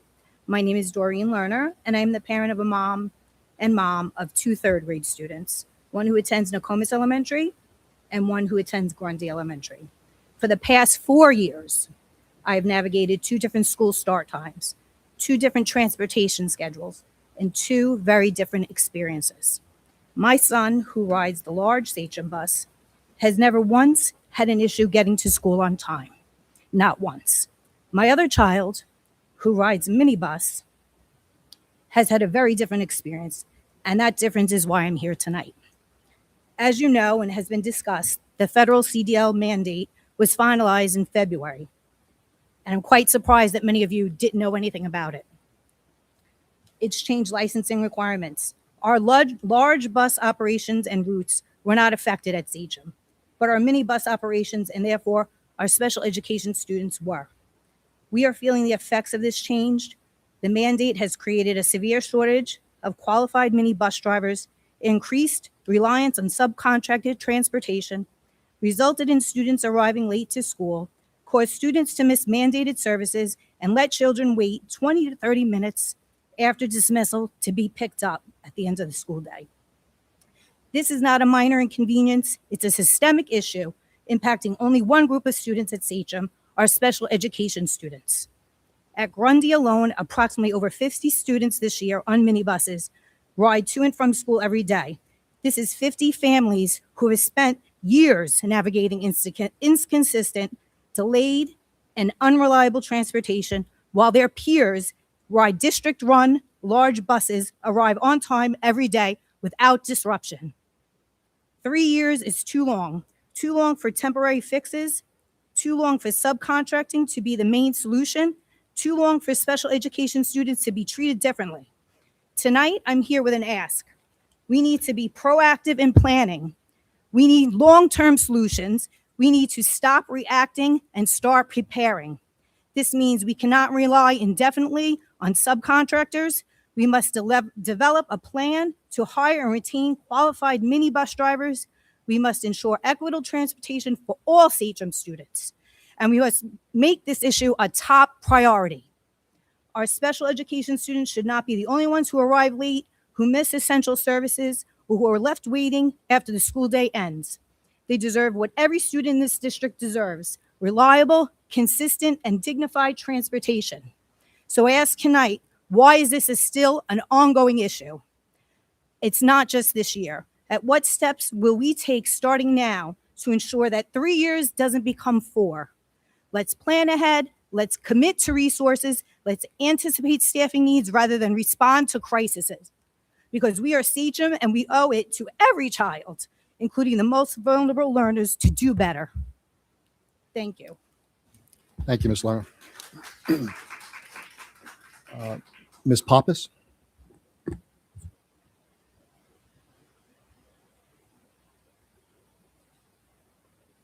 Good evening. Thank you for this opportunity. I'm here as a parent, a special education teacher with over 26 years of experience, and a proud Sachem graduate of the class of 1996.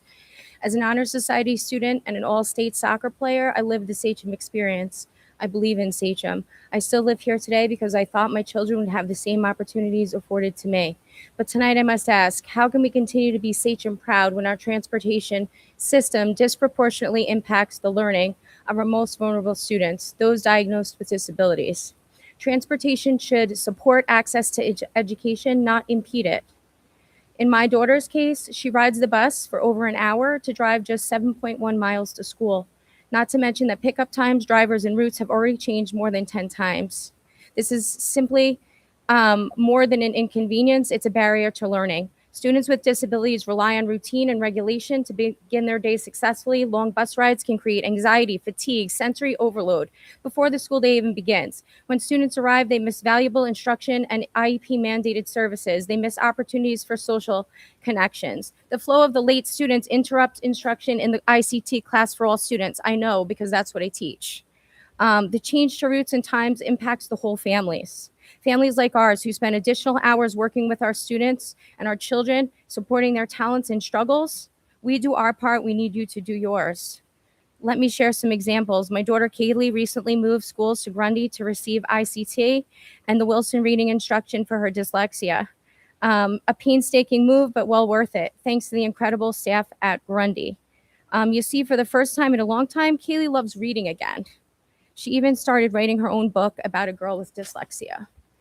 With the recent changes, she arrived 20 minutes late to school for multiple days in a row, missing the very class that was designed to remediate her dyslexia and is mandated on the IEP. She came home upset and said, "Mom, I love reading now. I didn't want to be late. And Mom, I just can't sit on the bus that long." Our children who must work incredibly hard every single day and who are often exhausted and facing cognitive overload after working extra diligently all day should not have to spend their energy just getting to school. As such, we've rearranged our lives yet again because we must drive her to school. The latest stats from our caring and communicative driver include an even earlier wake-up time for her with an earlier pickup time of 7:40, still to ride the bus for upwards of an hour. The district proudly says we are Sachem. If we truly are Sachem, then every child must matter equally.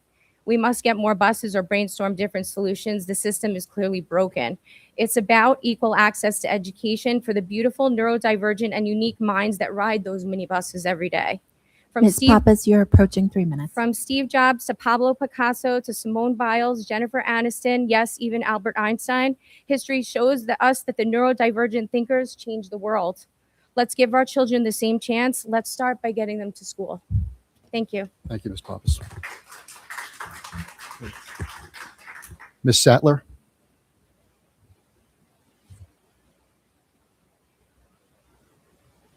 Good evening. Thank you for giving me the opportunity to speak. My name is Stephanie Sattler. I'm the mother of two Grundy students, one is in the kindergarten continuum, one is in the third grade continuum. I currently serve as the Arts and Education Chair for Grundy. I volunteer at every school event. I am kindergarten class parent, and I'm a den leader for PAC 80, located in Holtzville. Grundy is more than a school that my children attend. It is a community that I care deeply about and pour my heart and soul into. That is why I'm here to speak to you tonight about the ongoing issues minibuses are facing. For families who rely on these services, transportation is not only a convenience, it is essential to ensure that our children receive education and the support they are entitled to. When buses do not arrive or arrive significantly late, it creates stress and uncertainty for the students and their families and disrupts their ability to fully participate in their school day. Our special education students deserve the same reliability and consistency as every other child in the district.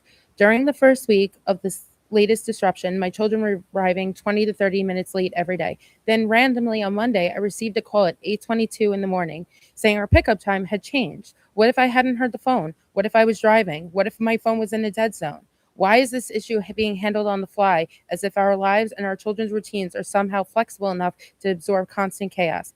And because of that, it is incredibly painful to stand here talking about the minibus crisis that has now stretched into its third year. 3 years of scrambling, worrying, and hoping that somehow things will get better. As many of you know, thanks to We Transport, the federal mandate tightened CDL requirements. But what concerns me the most is not the mandate itself. It's the fact that this didn't come out of nowhere. This was just being discussed as in October, yet families were notified on Friday in February with a vague message saying 20 vans were affected and our children might be impacted. No clarity, no plan, just uncertainty. I understand that mandates happen. I understand that change is sometimes unavoidable. But what I cannot understand is why the district was not prepared in a timely manner. This is not just an inconvenience. This is our children's education, their stability, their sense of safety. I respectfully ask the board to address this issue with urgency and ensure dependable transportation is in place for students who rely on it every day. For example, I'm up here also not only speaking for me, but my friend her son rides on bus 917, which is still currently affected. She has 3 special education students in the district. 917, as they stated, is still unresolved. And for instance, that bus did not come for 3 days in a row. Every child in this district deserves a fair and equitable education. Right now, that is not what is happening. As a mother, as a volunteer, as someone who is deeply invested in this community, I'm asking and begging for a change, for accountability. Our kids deserve better, and it's time we finally provide it for them. Thank you for your time and your commitment to our students in this community. Thank you, Ms. Sattler. Got two more speakers. Ms. Echeverria.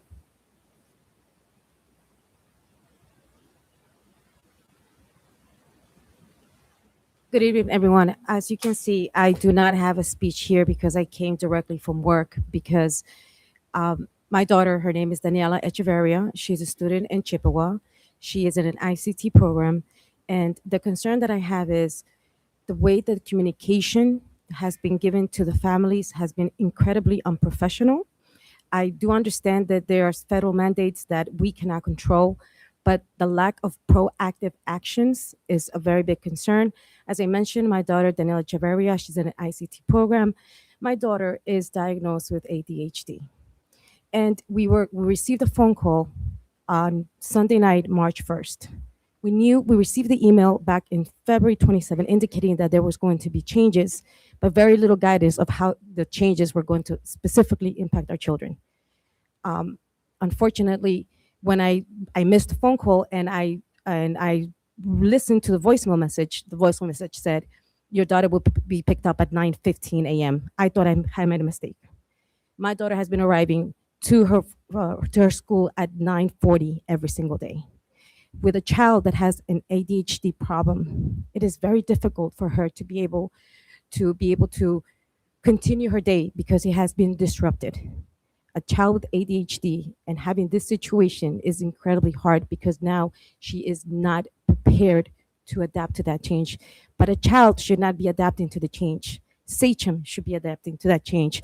The transportation company should be adapting to that change. So this is why I want to give you my in-depth experience with my child. And this has affected my child academically. I know it's just a week, but you have to understand as a parent, you did not give me the chance to be proactive, to ask my employer to make arrangements to get my child to school at 9 a.m. Because if you miss that first part of the day, the rest of the day is not as easy to come back from that. So I ask you very much for my child, for the parents that are not here present tonight because they have to work or taking care of their special ed kids, please, this has been going on for, in my experience, 4 years. There's times that when the school year starts, the bus never comes. No one calls me. And once again, respectfully, I believe the system of the bus system is archaic. They fail massively administratively and operationally. Please look into their operations to get an in-depth of what exactly is going wrong. Communication and proactive. Thank you very much. Thank you, Ms. Echeverria. And last speaker, Ms. Hayes.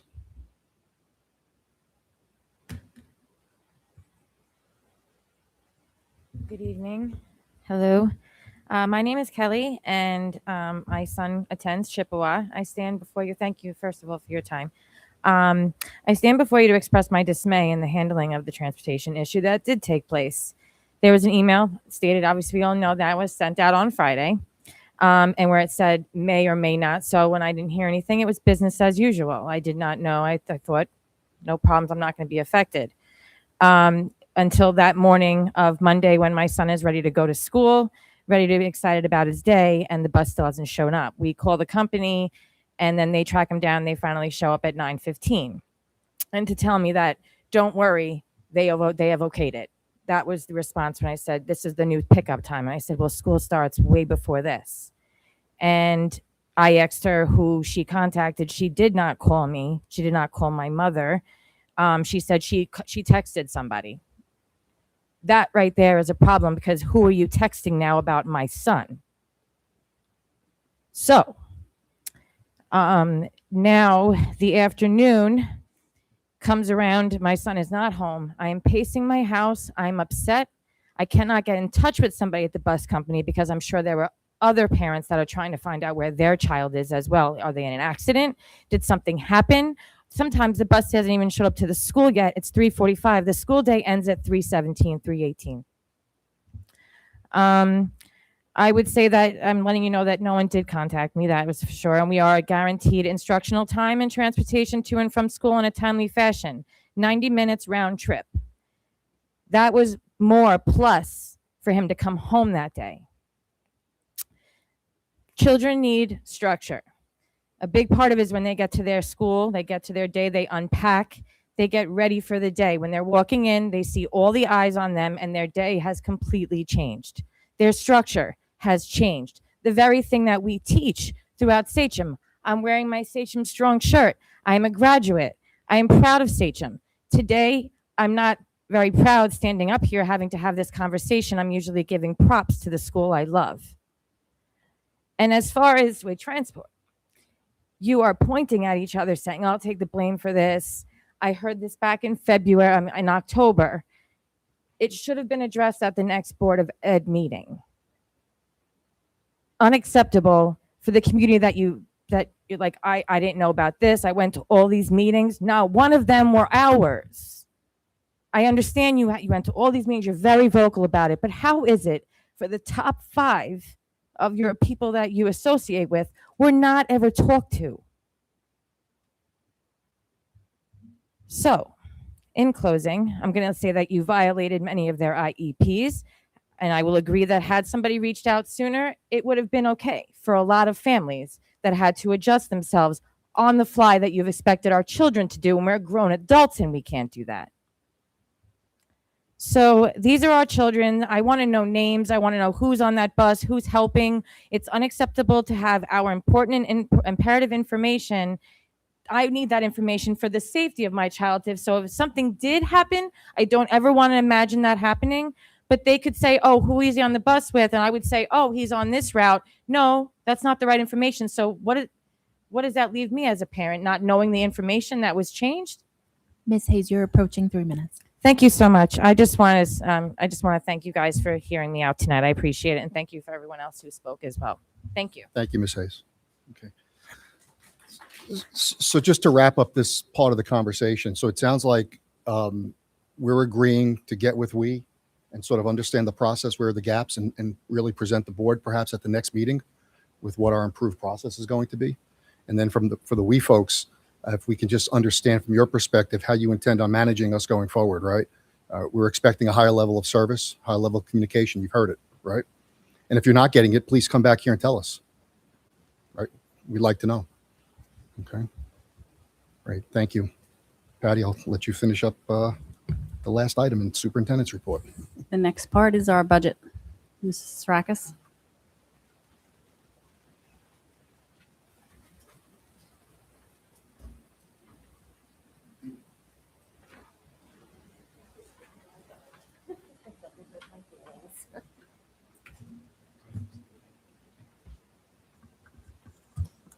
We'll give everybody an opportunity to go home. It's been a long night.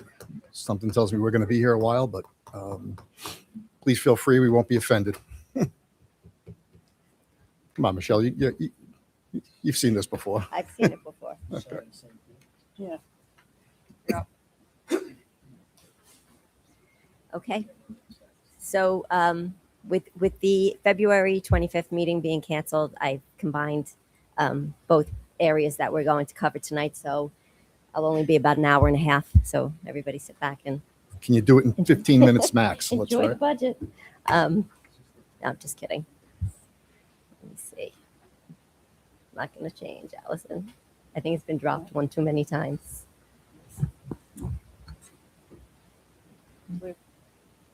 Is that working? Okay. Michelle, just hold 1 second. I think we want to jump to one other item on the agenda. Sure. It's section 5, if the board's okay. Yeah, a couple of things, because we want to make a motion to separate out K. I think it was K, right? 5K. Yep. So everybody, we're on page 6 out of 26, section 5, personnel. So I'll make a motion, and then Rob, I think you wanted to make a motion to separate out 5K. Yeah, I want to make a motion to separate out 5K from the consent agenda and vote on that separately, if possible. Give me a second. Do I have a second? Second by Matt. Questions, comments? All in favor? Yes. Approval of coaching assignments, yes. So we've got a motion and a second. All in favor? Aye. Opposed? Okay. Great. So we're separating that one out. So we'll go back to a motion for personnel consent agenda A through R minus K. Have a motion, please? Motion. Motion by Rob, second by Mike. Questions or comments? All in favor? Aye. Opposed? Motion carried. Let me just finish this one up real quick, and then we'll make a motion for K, approval of the coaching assignments. Can I have a motion, please?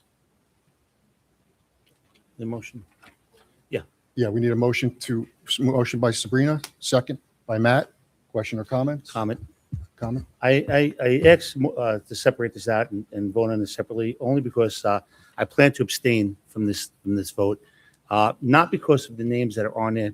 Many of the names of the people that are on there, I know personally. I've personally impacted my own family and helped my own children, even with excelling in athletics and even in earning scholarships in college. What I am abstaining from is really the lack of consistency in our hiring practices amongst our athletic department. We need to consistently give people the same opportunities, okay, regardless of their situation, to be able to come in as a volunteer coach or a head coach, whatever the case is. And that's, in my opinion, is not happening. So for that reason, I just want everybody to know it's not anybody on this list. With the tremendous respect for everybody on this list, especially the volunteers that are giving up their time to work with our kids, but more of the principle of the practices that's being done right now. And I think we need to address that moving forward. Okay, So. thanks, Rob. Any other comments? So we've got a motion and a second. All in favor? Aye. Let's count them. Mike, aye. Dennis, 2, 3, 4, 5, 6. Ayes, no. And one abstention. Motion carried. Okay. In section 5, we actually just approved tenure for a teaching assistant. So Stacy, I'll turn it to you. Thanks so much. Kara, thank you for your patience tonight, but we are super excited to recognize your tenure appointment this evening. So congratulations on this well-deserved achievement. Thank you for all of your hard work and your service to the district. And we look forward to additional years with you. Thank Congratulations. you. If you could come up for a picture, can we do a picture quick? Or- You can do a picture. Quick, and I have a pin. So the final test was she had to sit through the rest of this meeting first, right?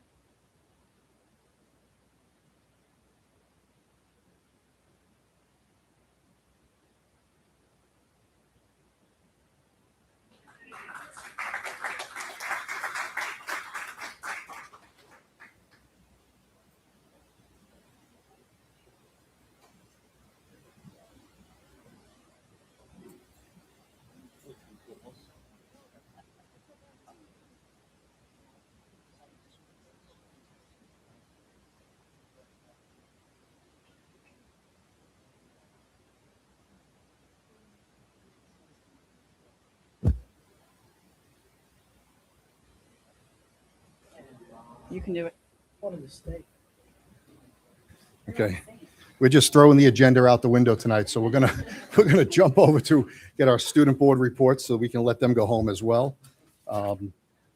So that is section under student board member report. Let's start with Mia at East. Okay, What's happening at East, Mia? Yes, happy to see all of you. I know it's been a very long time since you've had one of these, but I know visiting college is really very important. But I'm gonna start all the way back in February. Right before February break, we had our singing telegrams, which is really like fun to watch. And I'm sure you guys know what that is. So it's like when they come and sing to the classrooms. You could send it. I like to send them to my brothers because they think it's hilarious, and I do it anonymously. And I've done it to my older brother. What? Yeah, but and then also this, obviously we heard the sports are happening next week, and especially girls flag football. A lot of my friends have been telling me like their team has grown so tremendously. Like there are so many girls on the flag football team, which is great to see because it's such a new sport and so many people are falling in love with it. which is very cool to see. And then additionally, the winter sports, right before we left for break, we had the rivalry North versus East game, which was our first home game in a really long time. Unfortunately, we did beat North. Well, fortunately for us, unfortunately for Dan.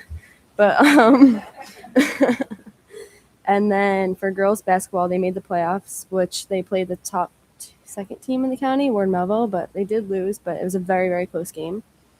And then for cheer this past weekend, they were in Binghamton and they came in second place in states. And then back to more student government related things. We're planning our March Madness event right now. It's getting closer and closer to March every single year, but we're still on the 1st of April this year. So, but right now, our main thing we're planning is our basketball and dodgeball teams, which my brother actually introduced the dodgeball teams a few years back. So it's kind of crazy to see it all coming together.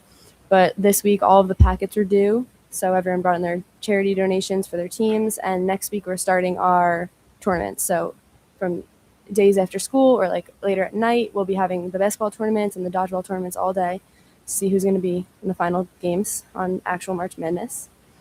And then we decided our charity we're going to be donating to this year. So we chose League of Yes, which I don't know if you guys know, but they've worked with our school for a few years now. They work with a lot of sports. And League of Yes is a nonprofit organization which is dedicated to creating inclusive sports opportunities for individuals with disabilities. So we're working on different ways to incorporate them into our March Madness, looking for different sports we can have that they can participate in too, because they're going to try and bring some students the actual day of March Madness. And it's fun to see because our baseball team works with them a lot and the different sports do. So it's nice to see them being incorporated in our school events. And then we will be posting our March Madness Spirit Week the end of this week, actually. So once we post it, I'll tell it the next meeting. And then, the last thing I'm going to mention is our ALS Ride for Life. We're going to do that I'll have the exact date. We're trying to move it around since we no longer have the Memorial Day break. We're going to try and move it later towards the end of the week. Sorry. But we're reaching to raise over $7,000, which is what we've done in the past. But right now, I know it's still early, but we've raised $1,256 to the dollar. But we're really trying to reach our goal of over $7,000 this year. So we're going to send that out, hopefully, to all of you guys, and we're sending it out through the school. But we still have a few more months to go. So thank you so much. Great. Thanks, Mia. Appreciate it. Daniel?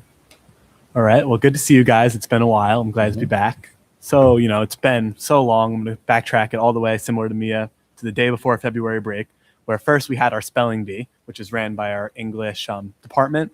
They did a great job putting that on. There's a competition for each grade level, 9th, 10th, 11th, and 12th. Then the champions meet at the end of the day in the overall championship. And the winner is the best speller in Sachem North. So. And Dan was in the top 5 for the senior class. I was in the top 5. I was the last person to be eliminated before the victor spelled the word correctly. So that was unfortunate, but it was, I guess, a good achievement to be top 5. I don't remember. I know my freshman year I was clean second place, and it was repertoire I got wrong. That was tough. So yeah, I still remember that one. I do. Yeah, I forgot this one kind of, but yeah. So that was a really great thing. The winner of the senior one did get a free prom ticket. So it's unfortunate I didn't win that, but also on the same day though, we had our telegrams by our image singing group, and they gave, similar to Sachem East, they sang a song to anyone that was willing to pay. So that was great. Super embarrassing for anyone who got that picked out for them. Now moving on to our wrestling team, we had 5 wrestlers, 4 boys and 1 girl qualify for states. 2 of them, Val DiPierre and Thomas Vecchio, won a county championship. And then we had 3 wrestlers, Josh Thomas, Tommy Vecchio, and Alicia Cardona, all placed at states. So a really successful season for them and bringing us a lot of pride to Sachem North. Next, our advanced ensembles put on a concert. And then we also had our Black History Month Day, which was ran by our History Honor Society in our back gym. And there was trivia, reading of poems, our talented Shades of Legacy dancers performed for the school. And then we also had food. So that was a really cool thing to see. And then this past weekend, we had our Heritage Fair, where many cultures and countries were represented in our front gym. I believe there was over 40 represented, and you could go to each table, and there was activities to do, food.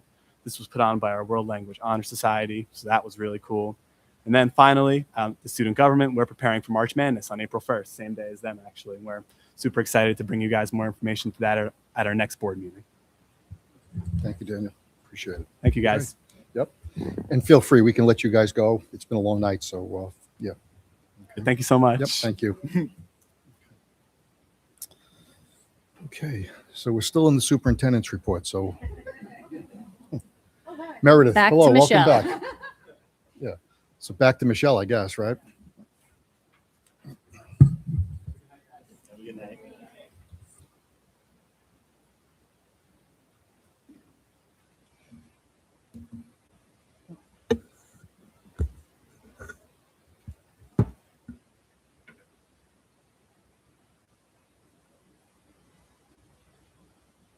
Okay, so You're up. Back to budget. We're ready. Okay, so we'll jump right in. When we were at the February 4th budget presentation, we had talked about submitting the property tax levy to the state comptroller's office by the March 1st deadline. Well, since that meeting, and I put it into the Friday packet to all of you, that we had to revise the levy down because the state finally processed all of those final cost reports that we had submitted in December, which is resulting in the district receiving an increase in our building aid. Building aid is one of the exclusions, a part of that tax, the capital exclusion there. So the more building aid you receive, the less of your capital that you add in. So you have all of your debt service, but we subtract in that formula the amount of building aid that we get. So as we're getting more building aid, the levy goes down. But on the opposite side, on the state aid side, our building aid state aid amount is going up. So they're kind of a wash. It's just where it's coming from. So this new levy amount, which is a 2.0973% levy increase or $4.5 million, this is the levy that was submitted by the March 1st deadline to the state comptroller's office. Still can be changed if any new information comes up or there's any different directions that the board would want to take. That's not finalized until after that second budget vote date, and then statewide they shut it down, so no further changes. So while it's submitted, it can still be adjusted. But the decrease in the levy is $596,751, and that's also what we see as an increase on our state aid side. So, well, I should mention in that little box blurb there, it says that that capital levy exclusion includes the $9 million that we do in capital projects every year, and whether if we were to pull that out of the levy, we also would pull that out of our appropriation report. It affects both sides. It expects revenue, impacts revenues and expenses. So it doesn't help do anything to help close our gap, but it does provide much needed repairs that we have district-wide. So this is the proposed capital project list for the 26-27 school year. And we are looking to continue with the second item is the roof replacements district-wide. That's been ongoing for several years. So we are looking to continue that with for $3 million. But we're also looking to start incorporating in some of our boiler replacements. Since we haven't done that energy performance contract, we are looking to possibly look at which schools' boilers we think need the most repair the soonest because they are aging, and then we're going to start that process. Then we're looking to do some CTE room renovations district-wide and also some IT renovations district-wide, as well as the Samoset Middle School. They have 2 sets of restrooms that we will be renovating because there is an ongoing issue with the Samoset building. So that totals the $9 million. We always say on the bottom, depending on how the bids come in, if a bid comes in less than we had budgeted, we do leave ourselves the leeway to move that money either to get more boilers done or more roofs done or move it between the codes, but we will never go above that $9 million.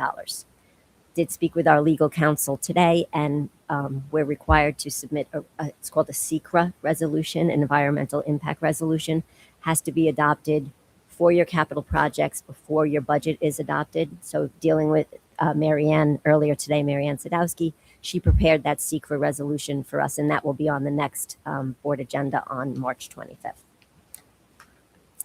So as I mentioned, state aid, the building aid amount increased by that $596,000, similar to the tax levy reduction.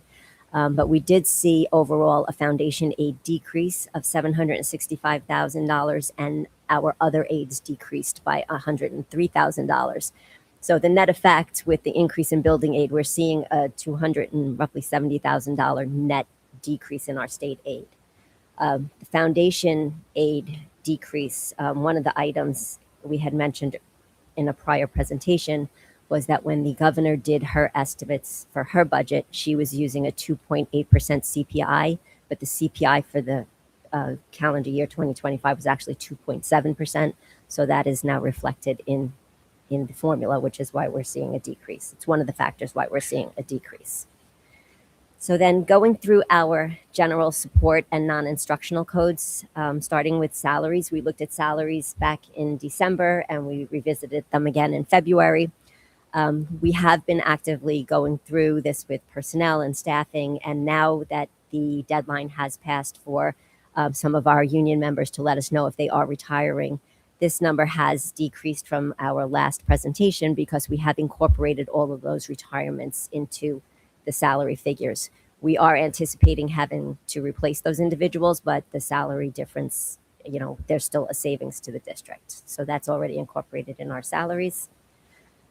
Our general support areas, this is $14 million of our budget. It encompasses, Board of Education, district clerk, all of our admin facilities. And you can see here the biggest change that we're seeing right now on the personnel line item is a contractual expense for our legal fees, because we have noticed over the years now that some of our bigger cases have settled and the window has closed for certain litigations.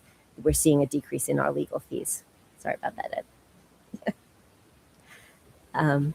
Transportation, you'll see the biggest change in our transportation here is in the contract transportation line.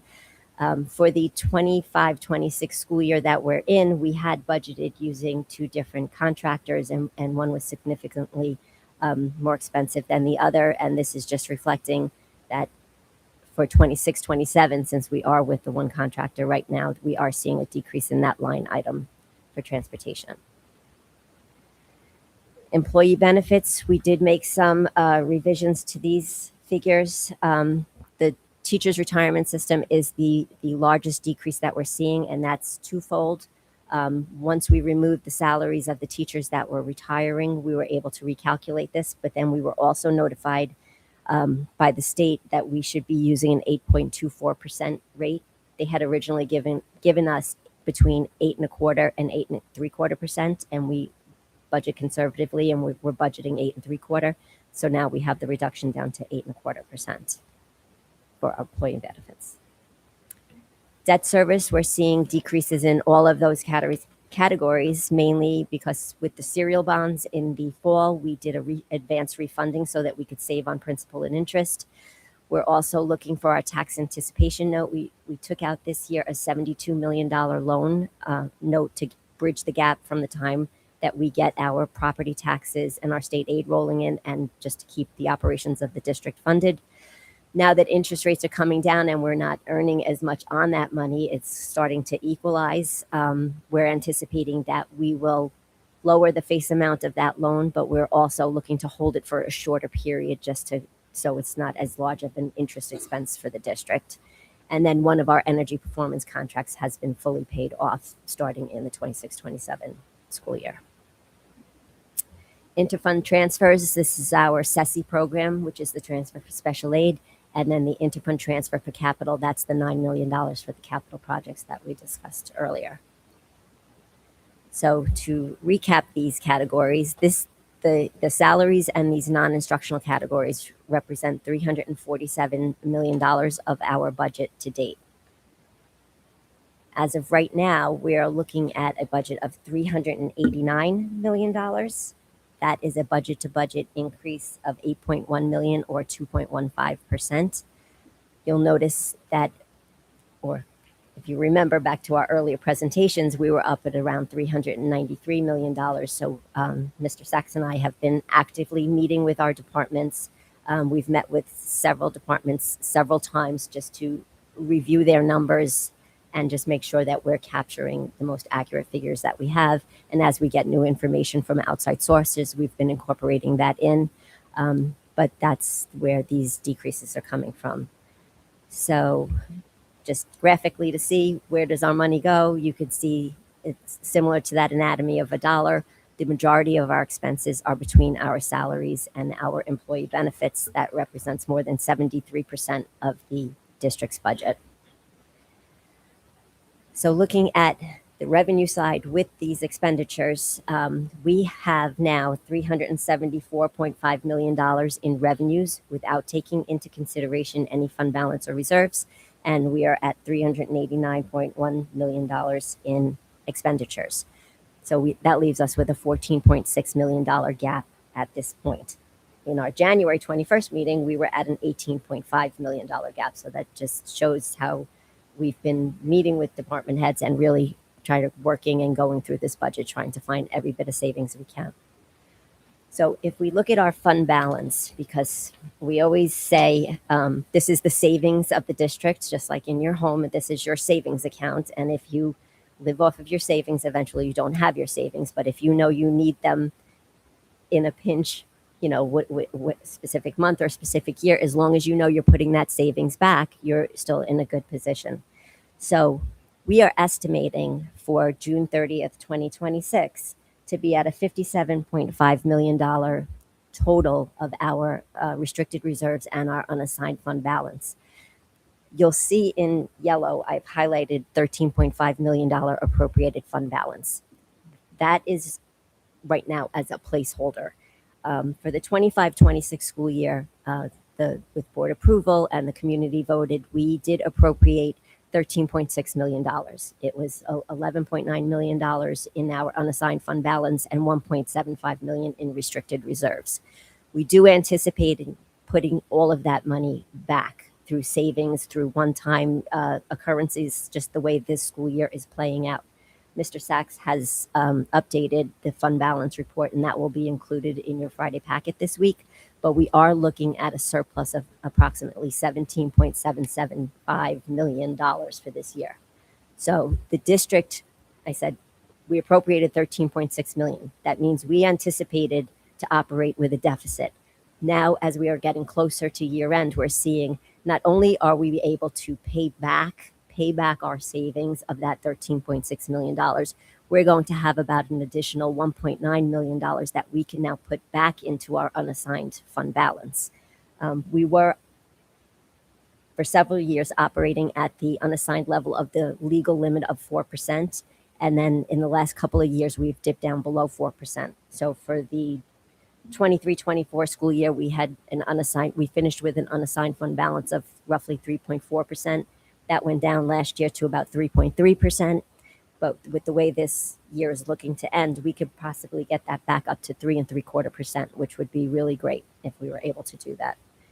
So that being said, if we were to take that $13.5 million that we've now put back and then some towards this budget, now we would be looking at a $1.1 million budget gap that we would look to close in our future presentations. But that brings us now, we're appropriating less than we did last year, and we're also putting back more into our savings than we have in the past. So I think right now we're in a good position. So if the board were willing to put $13.5 million again into appropriated fund balance, now we're down to a $1.1 million budget gap, which is, we would continue obviously to do our line by lines now and really look to close that gap. Anybody have any questions on that? Yeah, questions from the board? Do you want to finish up, Michelle, and then take questions, or? Sure. Yeah, let's just Well, wrap. we have our next, we're going to start hitting the curriculum and instruction codes and then our students' activities and support services before the budget adoption on April 21st. And Mr. Sachs and I are going to start tomorrow looking at the line by lines, and we're going to do everything we can to close that $1.1 million gap before the next board meeting. Thank you. Questions from the board? Sabrina? Just considering that we've had the conversation about transportation, are we looking into anything else when it comes to transportation in terms of adding or looking into other companies, things like that, of as we're budgeting? We can, or if so the board wants to do that, like just to have that I would need conversation. direction. I mean, we were working with Orange County last year. They have reached out. They said they would be willing to help us again. But that comes with a cost. Split. Well, it comes with a cost, but it also comes with splitting the routes again between two different companies. And But, Orange County, yes, they helped us when we needed it.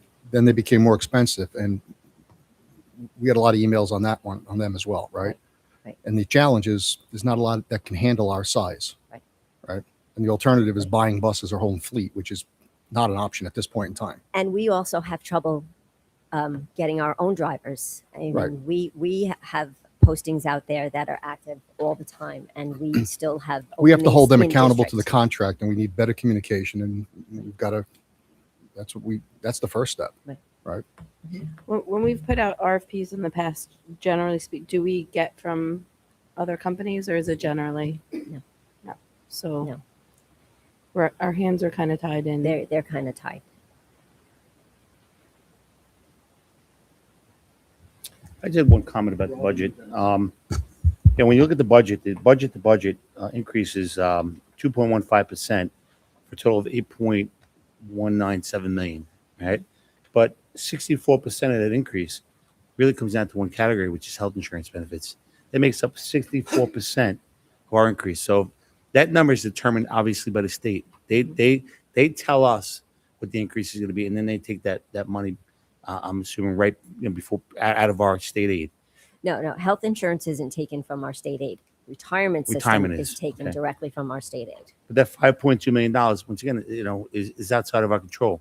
Correct. Last year was at less than 1%. Was it 0.9? Yes. This year it's at 8.24%. That's something that is outside of our control. So if we had another year of 0.9, okay, our budget gap would be much smaller. We wouldn't have a budget gap right now. Right. Dennis? Just real quick back to transportation. I know we pay a lot of money. Looks like about $25 million. $22.5 million Okay, in so contract transportation. Not that I'm rectifying or saying it's okay what happened, but what contractually are we getting any money back for this whole incident that we have 20 buses that we just don't have anymore? So we won't be charged for the routes that were eliminated going forward. So we get billed monthly by the transportation, and it's by route. So or by van or bus, I should say. So So the it's number not by of student, buses. it's a number of buses. It's the number of buses. We have the number of buses. The packages, it's called, are based on hours. So we'll have a 4-hour package, a 6-hour, an 8-hour package. So whatever the minis fall in, I believe they're 4-hour packages. So we'll have 20 less of those starting in March. So we'll have savings there, but we'll also, there's liquidating damages in their contracts. So if they, are late to the school, it's $500. So we've been late to the schools every single day, multiple routes. So we're keeping track of that for the next billing that comes in. If they're, they miss a stop, they don't pick up a child, everything is like a $500 hit. So the transportation department is keeping a list so that when the next bill comes, we can say, okay, we understand like the start of a school year, we usually give a couple of weeks grace for everything to settle down. But once you pass that 2-week mark, there's no grace anymore. It's what are you doing? What's the solution? Sure. So Matthew, and then Sabrina. Michelle, are the you know how we increased the renting of the stages for the plays for the dance companies? that's reflected. Is that reflected in this? Yes, it's in the other revenues. I didn't include that slide again because there were no changes. How But much? Do you know how much we made this year? uh, Like a rough. Roughly 300, and we're not done. So Wow. All right. so I believe we budgeted about $350,000 for next year. next year. But Could we- that we possibly that could contribute? possibly go up if we see how many more companies we get commitments from. We just had a dance company that had rented out North recently, and they're interested in moving forward they come from out of state, using North again on a more frequent basis. That's So we're great. looking for the number to continue to increase. Thank you. Sabrina? When they were here before, they stated that we contracted or we started with 95 vans and then went up to 125. So do you remember in the beginning of the school year when we, the new school year growing pains, and we were saying how we started with, X number of students, and then it grew within a couple of days by 200, and then it was another 200.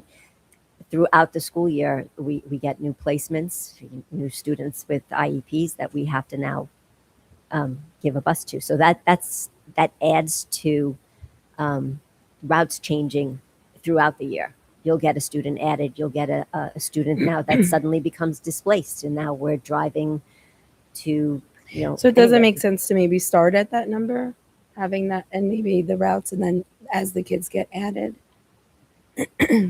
to start at like 120. I mean, I know we have a driver shortage issue, but I'm Right, just so- saying to look at like when we're budgeting to look at starting at having more vans so that the kids are on the start high. So And then if obviously if we have more kids that get So added, 95 vans was high. It was. in September. Okay. And then within the first 2 weeks of school, we added like another 300 students just in those first couple of weeks. So we increased because those vans. because of CSE meetings. Yes, yeah. So it's Happening not- that late. They happen throughout the year.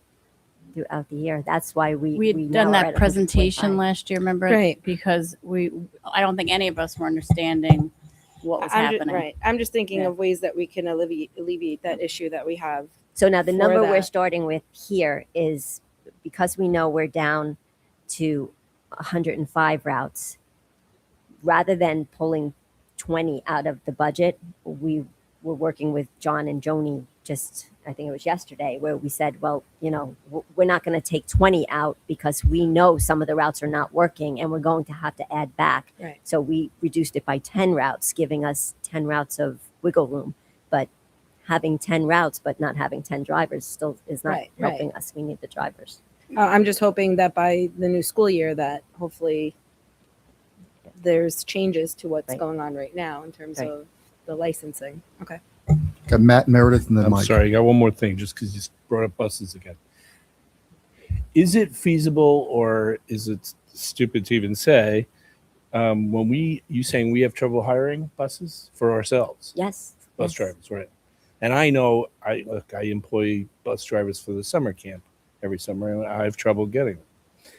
Is there a way we could do our own train, like we advertise for jobs and do our own CDL training here on property, maybe even in cooperation with WE, and help like make it more attractive where someone can come to us, get the training, we bring them, almost like a driving school would do, and then bring them and help them get their CDLs. Maybe if we made it more, easier, more reachable for people, maybe that would help us find drivers. I'll Because I do that at the camp. I will ask my staff, hey, anybody interested in driving a bus? You'll make so much more money, So and then if they say yes, then we will help them. We'll bring the bus company onto the camp, and they'll do the training, and we'll really kind of hold their hands. And I don't know, maybe that's something. So I know the drivers that there is called 19A certified. Yeah. And when I actually am a 19A. right, so we certified have driver. 19A I could always drive. instructors here that make sure our drivers are all tested and road tested, physical performance and all of that is up to date. Yeah. I think what you're talking about, and I can't say for certain, I'd have to check with John Guarneri, but I think it's an SBDI, a school bus driver instructor, might be able to do that CDL training. And I believe John G in transportation is SBDI certified. So I would have to see how that would work, but I'll look into that tomorrow. There you go. From teaching, I'll come drive a bus for us. Okay. Meredith and then Mike. So this is going to sound like a crazy idea, but they actually do this in other states. And I don't know if it's a state thing that they can get away with it in other states, or if it's something that we can't do in New York. I don't know, but maybe we can look into it. I wasn't here for the beginning, so I don't know what happened. I didn't see it on YouTube on the way here. But there are other places that have major bus shortages because it's a driver shortage, it's not a bus shortage. And this is across the entire country.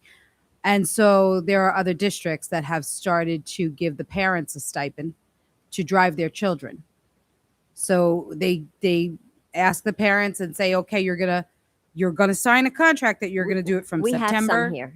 We to do have that here for some Okay. of our parents do have. It's called a parent contract. Okay. That we can receive some state aid on. The thing with a parent contract, and again, I'll check with John. That's not my expertise. But the parent contract is you get reimbursed for the mileage to school in the morning and from school to home in the afternoon. There's no reimbursement for the time that the child is not in the car. So it's not a round trip. I drove to Seneca and then I drove home. You only get to Seneca for the drop off and from Seneca in the afternoon. But we do have parent contracts where we do reimburse parents. Okay. And is that like legally it can only be to and from, or can we Yeah, do 'cause it more of a fee? It's called dead miles. You can't reimburse when a student's not in the car. But is there any way to do it like instead of a reimbursement of mileage? Is there any way to say, okay, we're going to give you a fee for bringing your kid to school every single day? Like, call it $30 a week, whatever it is, a flat fee. Forget about how many miles. I'd have to check with state ed. I could check that with state ed. Right. But if we would save money on busing, so there'd be some type of a savings there, and the parents wouldn't get upset with us because now they're bringing their kids and they're getting, I could see where parents would get upset if they're driving their kids and they're not getting anything for it, and they've already waited 20 minutes for a bus. So now the parent knows that from September to June, they're driving their child every single day. They're getting reimbursed for it, and they never have to wait for a bus, and it cuts down So- our busing. Outside of a parent contract, I don't know if we could do that, and I would have to check with legal. Yeah, we can certainly look into that and get back to you. Yeah. Mike, and then Jessica. Okay, I'm going to get off transportation and buses, Michelle. Michelle, can you go back to the slide that says that the current school year with a surplus of 17.775 million?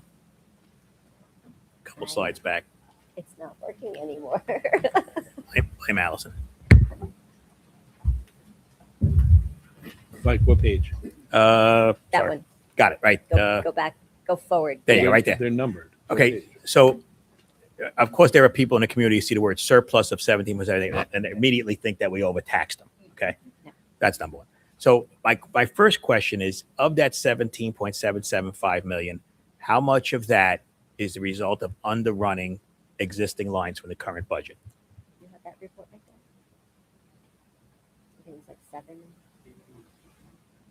8.2 million. 8.2. Okay, so the other 9 million is the result of things that were either unanticipated at the time the budget was done, proceeds from legal actions, Correct. proceeds from sales of properties. I would characterize them as all one-time things that we can't rely on every other year. Correct. They are like the unanticipated Okay. revenue. So I just want to make it clear, when you ask us to now apply $13.5 million, that's not all organic underrunning of this year's budget lines. You're asking us to use one-time payments again to fill that gap. I want to make it clear so everybody understands it. No, Mike, I knew you were going to go right to that point. Okay. We have this discussion, right? So we really have a bigger gap than we were just fortuitously lucky enough to sell the property on Union Avenue. We finally, can I say this? We finally, that Johns Manville thing is so long. It's We're my going to first round of approve that budget. tonight, Mike. Okay, All right, so the Johns Manville settlement, the increase in the BOCES reimbursement that we weren't anticipating or we weren't told to budget for. Well, that usually comes every year. But We are not told that not amount. to budget for Right, it. but that varies. So there's a lot of one-time unanticipated revenue sources in that 17.75. The real organic number is really only about 8. that we control by that we underspending control by our budget. underspending. Okay. That's the first point I wanted to bring out. I got to think about some other things, but we these things helped us close what looked like it could have been a bad year, but it really still was a bad year. Wasn't a great year. It wasn't a great year. Let's say it that way. It wasn't a great year. Just- and again, oh, and sorry. I think Go ahead. Rob brought it up. Most of our budget is really well controlled. The things we have control over, we seem to be doing again another fantastic job with salaries, with the things that we have the best control over, and we still have this problem. We are still being underfunded. I wish you could. You can't make it 2.3 again on the. No. Huh? Okay, that's all I got right now. Yes. With the transportation with the parent contract, so if they have a contract in place, then are they not counted on that route? As like how she was saying, we have to hold those space for patient for. Right. They would. So they're there off would then. be. So I think off that's the a route. good thing to And- explore as a solution. And we can also look into, because I know that we're required to hold a seat for every student, but we talked about this last year. I believe we're allowed as a district to look at our transportation at a point in time within the school year and say, listen, we only have 60% ridership. That's our new amount there. And we don't have to hold those seats. And is that at anymore. our So- discretion or? Well, that's the state tells it you have to hold it for a certain amount of time, but then I believe you're allowed then to say, listen, we're 3 months in, we're 6 months in, and we're still at 60% ridership, so we don't have to hold those seats anymore.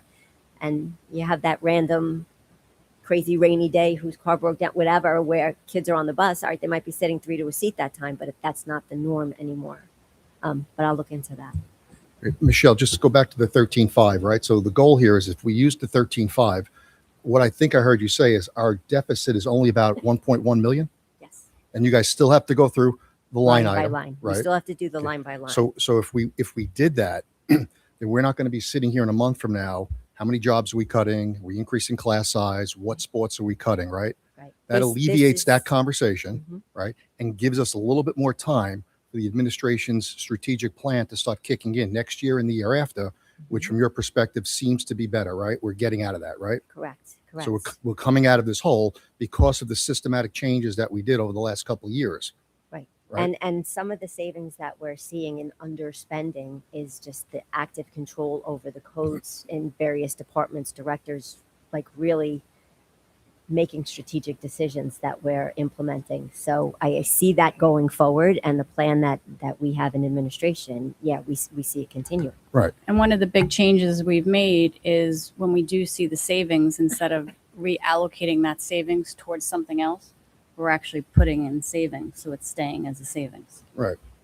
So although Mike, I know because our auditors will come here and say, stop, spending your savings account, right? Yes, in perpetuity, you can't continue to do that. But we do have some flexibility and some buffer over the next couple of years as we get better and better and get out of this sort of deficit that we're in. Right. And Right. like I said, this year, if we allocated the 13.5 million, it's less than we allocated for the current year that we're in.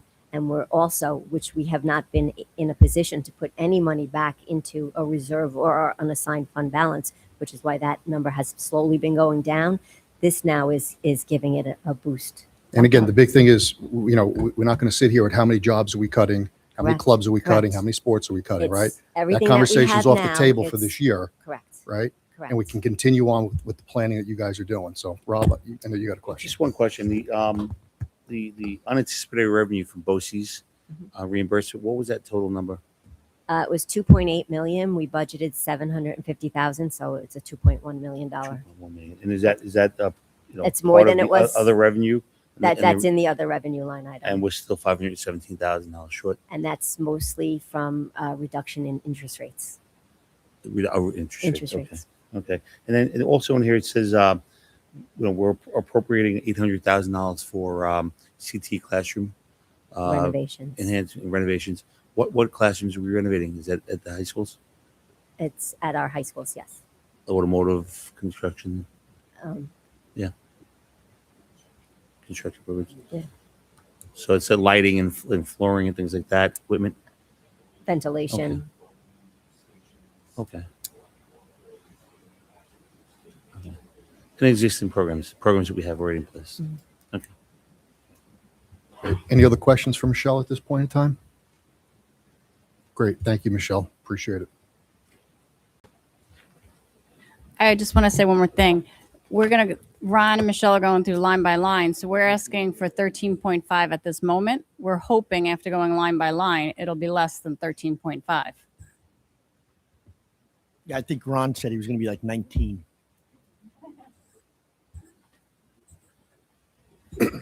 Then can I just Mrs. Trombetta, are you now complete with your superintendent's report? Can I just say one more thing? Go I ahead. don't know if it should be now or not, but I know that also the board in the board budget about NISBA, I think there has to be a conversation if we are going to be rejoining that and if that's getting budgeted in. I don't know if it was already in there. No, Allison, can we put that on a future agenda item? wasn't. To have that discussion? Just 'Cause a future discussion. I think our 'cause I policy know- is every year we have that I discussion. know So we've great had point. some people reach out to us to ask us to rejoin. So just whether you agree or not, just have that conversation.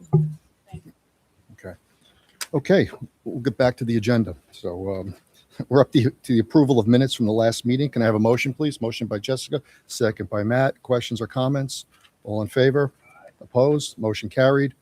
We're going to jump to section 3, action items. Can I have a motion, please? Motion by Mike, second by Jessica. Questions or comments? All in favor? Aye. Opposed? Motion carried. Section 4, business items, consent agenda A through H. Can I have a motion, please? Motion by Rob, second by Matt. Questions or comments? All in favor? Opposed? Motion carried. We're jumping to section 6. On page 13, section 6, personnel support staff, consent agenda A through J. Have a motion, please. Motion by Jess, second by Sabrina. Questions or comments? All in favor? Opposed? Motion carried. Section 7, contracts, consent agenda A through G. Can I have a motion, please? Motion by Mike, second by Dennis. Can I have questions or comments? All in favor? Opposed? Motion carried. Section 8, budget transfer, consent agenda A through B. Motion, please. Motion by Mike, second by Rob. Questions or comments? All in favor? Opposed? Motion carried. Section 9, budget adjustment, consent agenda A through B. Can I have a motion, please? Motion by Mike, second by Dennis. Questions or comments? All in favor? Opposed? Motion carried. Section 10, donations, consent agenda A through J. Can I have a motion? Motion by Dennis, second by Meredith. Questions or comments? All in favor? Opposed? Motion carried. Allison, there's just one on there that was a personal donation. So if we can get a thank you on behalf of the board, thank you. Okay. Section 11, Committee on Special Education, consent agenda A through B. Matt, second by Sabrina. Questions or comments? All in favor? Opposed? Motion carried.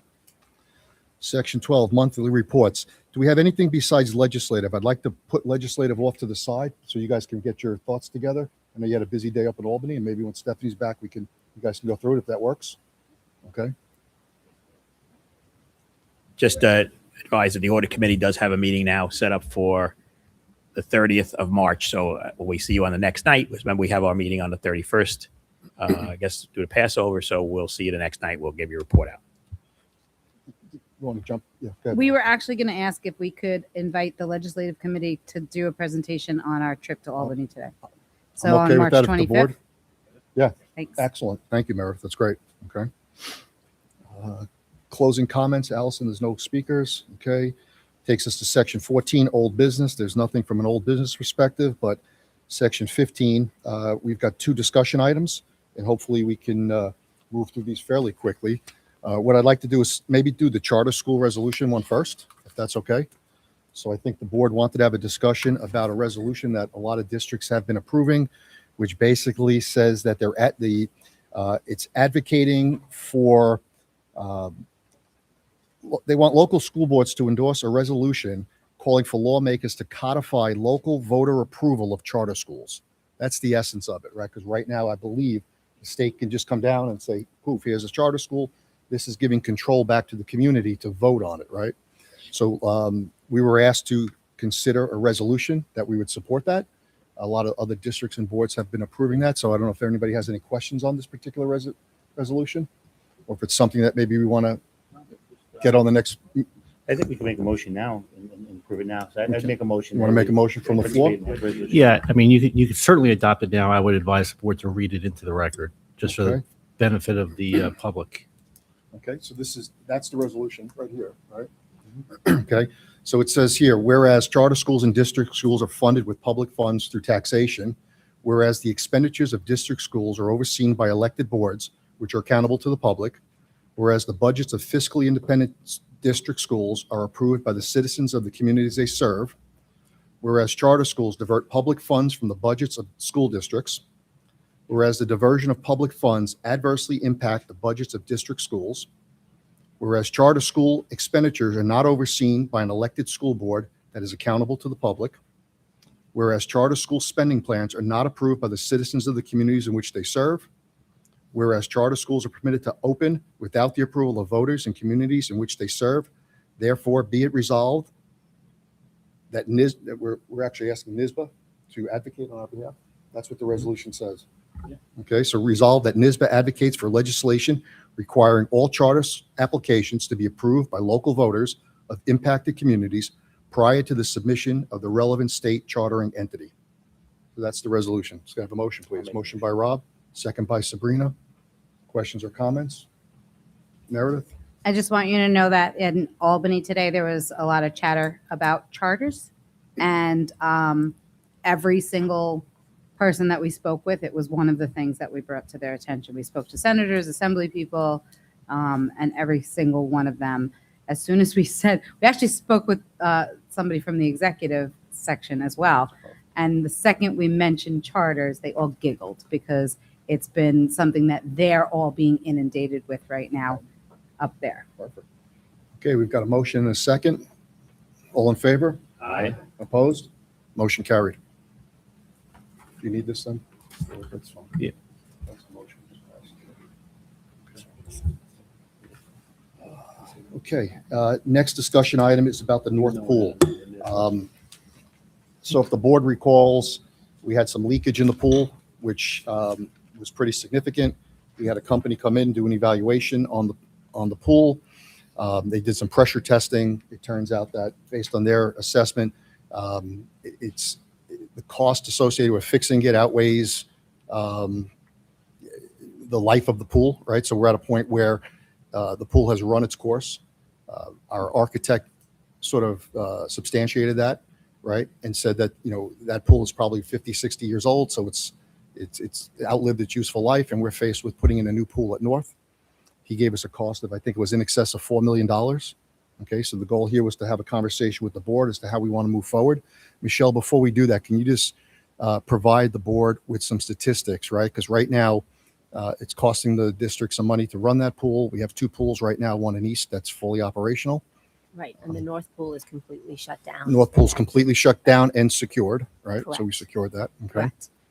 But when the North Pool is or was running, the expenses to run that pool, including all chemicals, calling in any contractors to service the pool, and also our certified pool operator, our custodial staff that are certified, is around $40,000 a year to run the pool. We do have a lease, a rental agreement, with the Sachem Swim Club. And so I looked back to the 23-24 year and 24-25, because those are the last times that the pool was running for the full year. So for 23-24, we earned, we took in rental income from them of $56,000 for both pools. And then in 24-25, $65,000 for both pools. Is it safe to assume that East costs the same to run as North? So I each is think about it would 40,000, be so it's 80,000. similar, So we're running a deficit on, because the pool is not being used really by anybody else except obviously East has our swim team, but it's not a curriculum requirement for swimming anymore, right? No, no. So the pool is costing us money to run every year. So the question before the board is, how do we want to proceed forward? So I'll open up the discussion, Meredith. So the East Pool is much newer, obviously. So it should be much more efficient to run. And especially, like this is my wheelhouse. This is what I do. I can see that pool at North costing $40,000 because everything wasn't running efficiently, because it was old systems, because So the chemicals for the North Pool run about $7,000 a year. So I'm assuming the East Pool would be similar to that. The certified pool operators, I believe we also have 12 over at East, so that would be another $6,900 for that. And then, I mean, in-house labor or any service calls, I mean, it's between 15 and 20,000. It was at North. I could see there would be more there, but I think you're looking at, with other supplies and maintenance materials, at least about $20,000 to run that pool at East. So if you take that 20,000 and then the 40,000 at North, the highest we earned was last year was $65,000. So So profiting roughly $5,000. $5,000. And then a new pool, even though it costs us $4 million to build, a new pool would be much more efficient. We would probably want to look into putting in a saltwater system, which would be almost no chemicals, virtually no chemicals. The pump filter would all be much more efficient. It wouldn't require any type of interventions, probably for at least the first 5 years of being new. And so we would be, because we can't keep charging them $65,000 if we're going to only be renting one pool to them, because Well, they pay hourly by pool. okay, Yeah, our contract so is that's not, going to go down a lot because That'll be cut in half. but the Right. contract is not contingent on supplying both No. two pools. No. It's just, right. No, it's not. just the hours that we can supply, and we all know from the emails we've gotten that we couldn't house them this year. They exceeded, and they had to go out elsewhere, and they had to rent elsewhere. So if we, let's say we were able to give them two pools again and be able to pull in 65,000 from them, and our costs went down significantly for the rental of that pool, I mean, are we comfortable? Is there like, it would be okay to never have a pool at North again? Go ahead, Matt. I was just. Oh. I was. Yeah. Oh, yeah, So- yeah. I Right. thought Is there was a it- is it rhetorical o- question. Is it but okay to ahead. never have a pool at North again? Like I know I asked the question about the lifeguarding. Well, lifeguarding, you know, my son got his certificate from us in high school, which I thought was great. That's gone down significantly. But did it go down significantly because the pool's not great and we weren't really offering it? You know, is there a way that we could bring in revenue by offering lifeguarding outside to a continued education, the way we rent out? Could we rent out a pool more often than we rent now? Like, Yeah, Mary, I'm going to ask Mrs. Trombetta just to jump in on your question around, do we need Yeah. another pool, right? So the Let's just go there. curriculum right now, we did not run lifeguarding at North or East, and so it had nothing to do with the pool. It had to do with the interest. We are servicing all our programs, our athletic programs at East sufficiently. They are not cut out on time. The swim club is. The swim club has definitely been affected.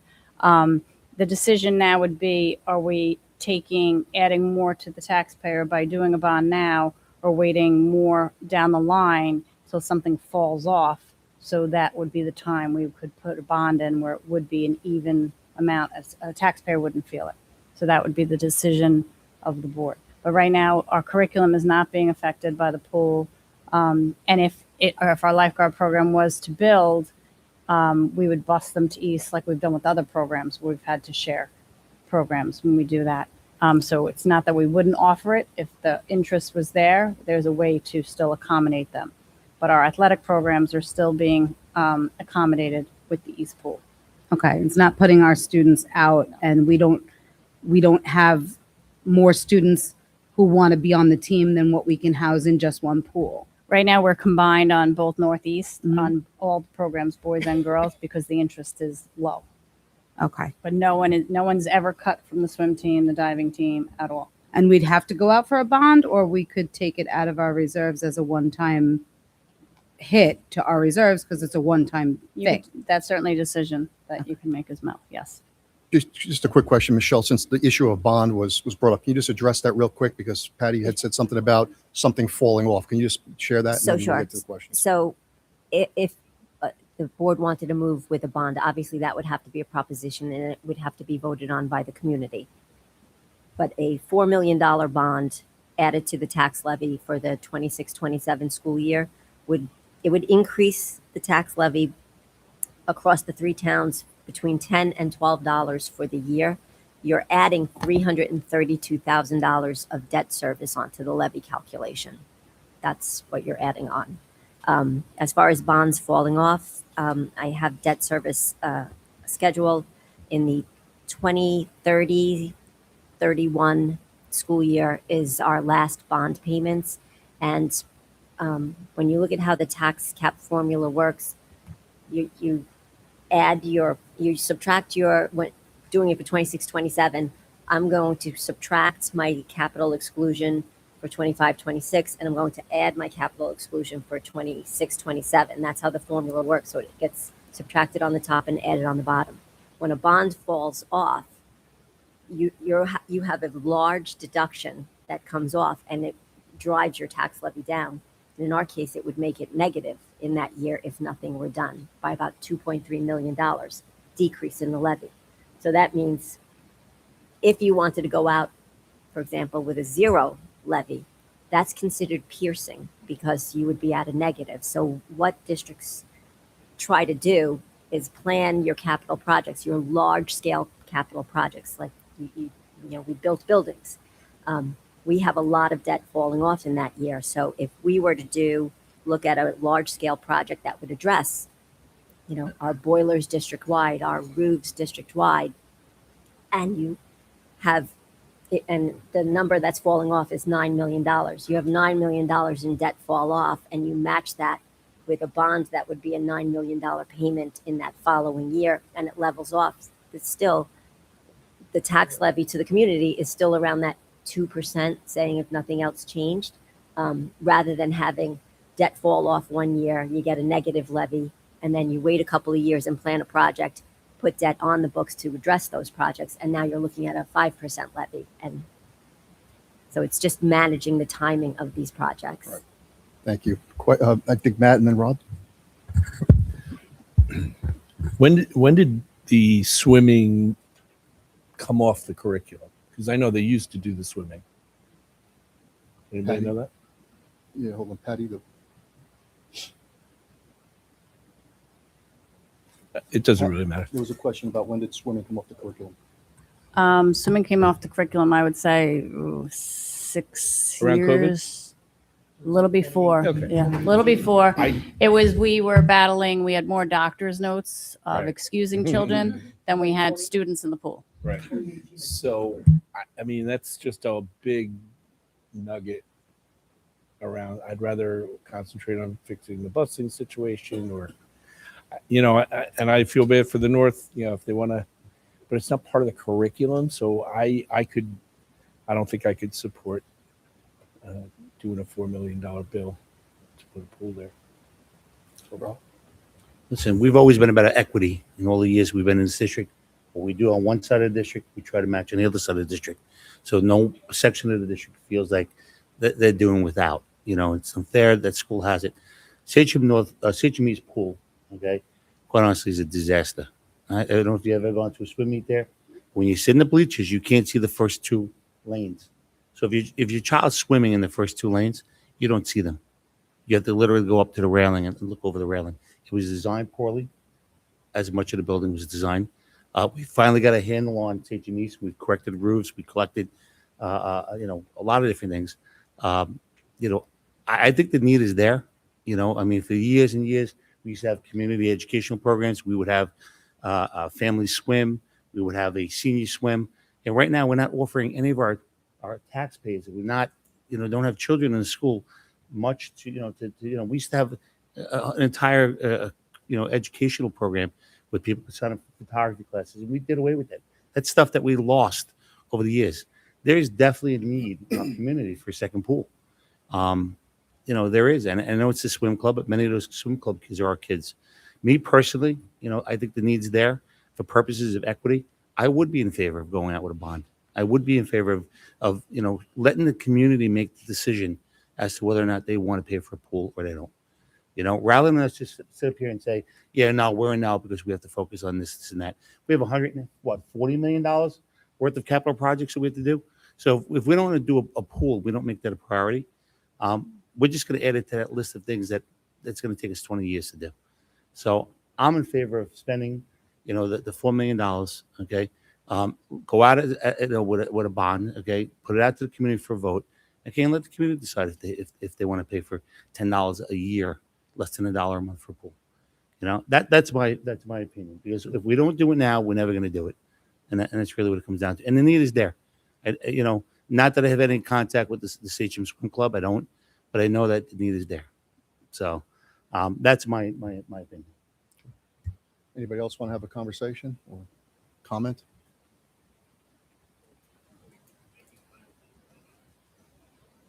We don't have to. I think we need, you know, it's an issue that needs to be addressed.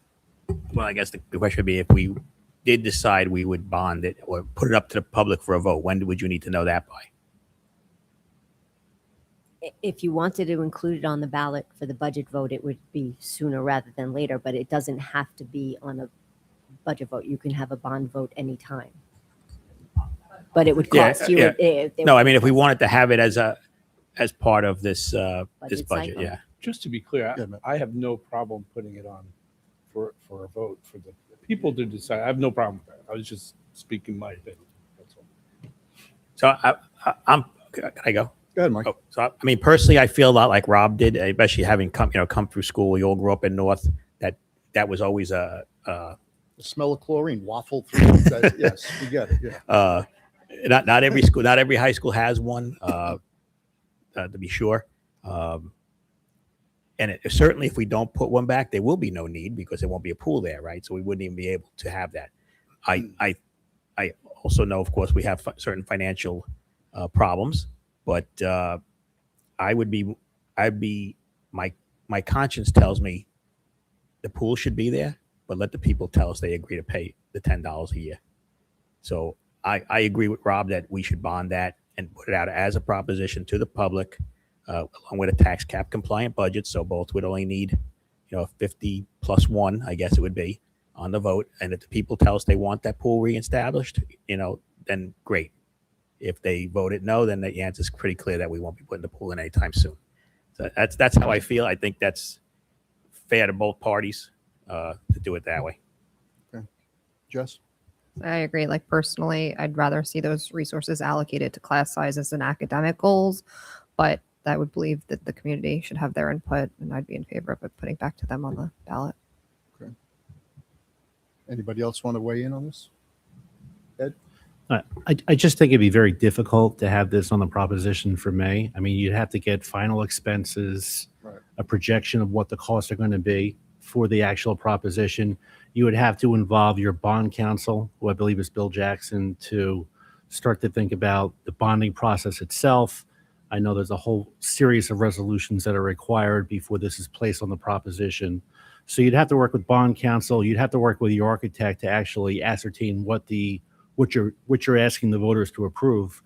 I know the budget notice is due to go out probably within next couple of weeks. I think it'd be very difficult to have this placed on the proposition for So May. your guidance is keep this as an open issue, and we'll have to determine at a later date how we want to proceed. But As Michelle has said, you can have a bond vote at any point during the school year. I would advise the district to be in the best possible position in terms of having the information as to what the actual cost is going to be, what the cost is going to be 1 or 2 years from now when the bonding process is complete.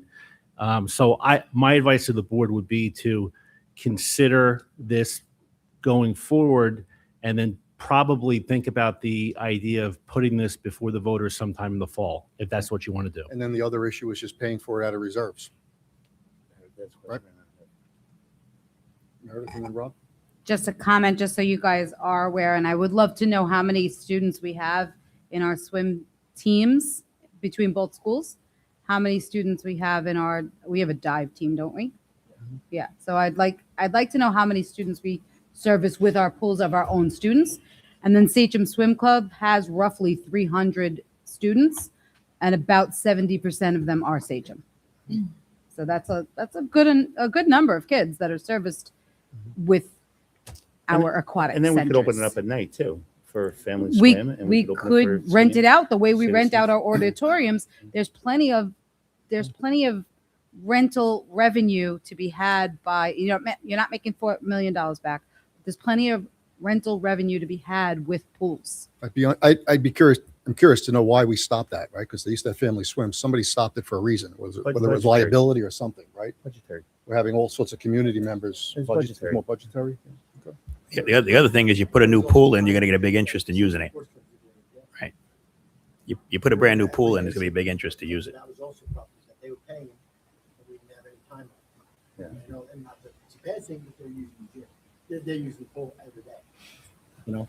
Yeah. I mean, look, I don't, you know, if we're saying we can't get this done for this, what's the cost? Now that we moved the budget vote to one location, if we had to do it after the budget vote, what would the cost be to run a separate proposition, a separate vote? On paper. I would $14,500. It'd be the same as any other vote, right? Because Right. ballots are, Same print ballots. and Well, you can print the ballots, November, but you have the same amount of people. $20,000, 20. Yeah, I was 20,000 going to have- say in between 2025. to do it on paper. Mm-hmm. Yeah, because it's the same thing. Still paying people to count them. And you still have to do the publications and the legal notices for a bond vote. You just told you yeah. the attorney fees are a lot. Right.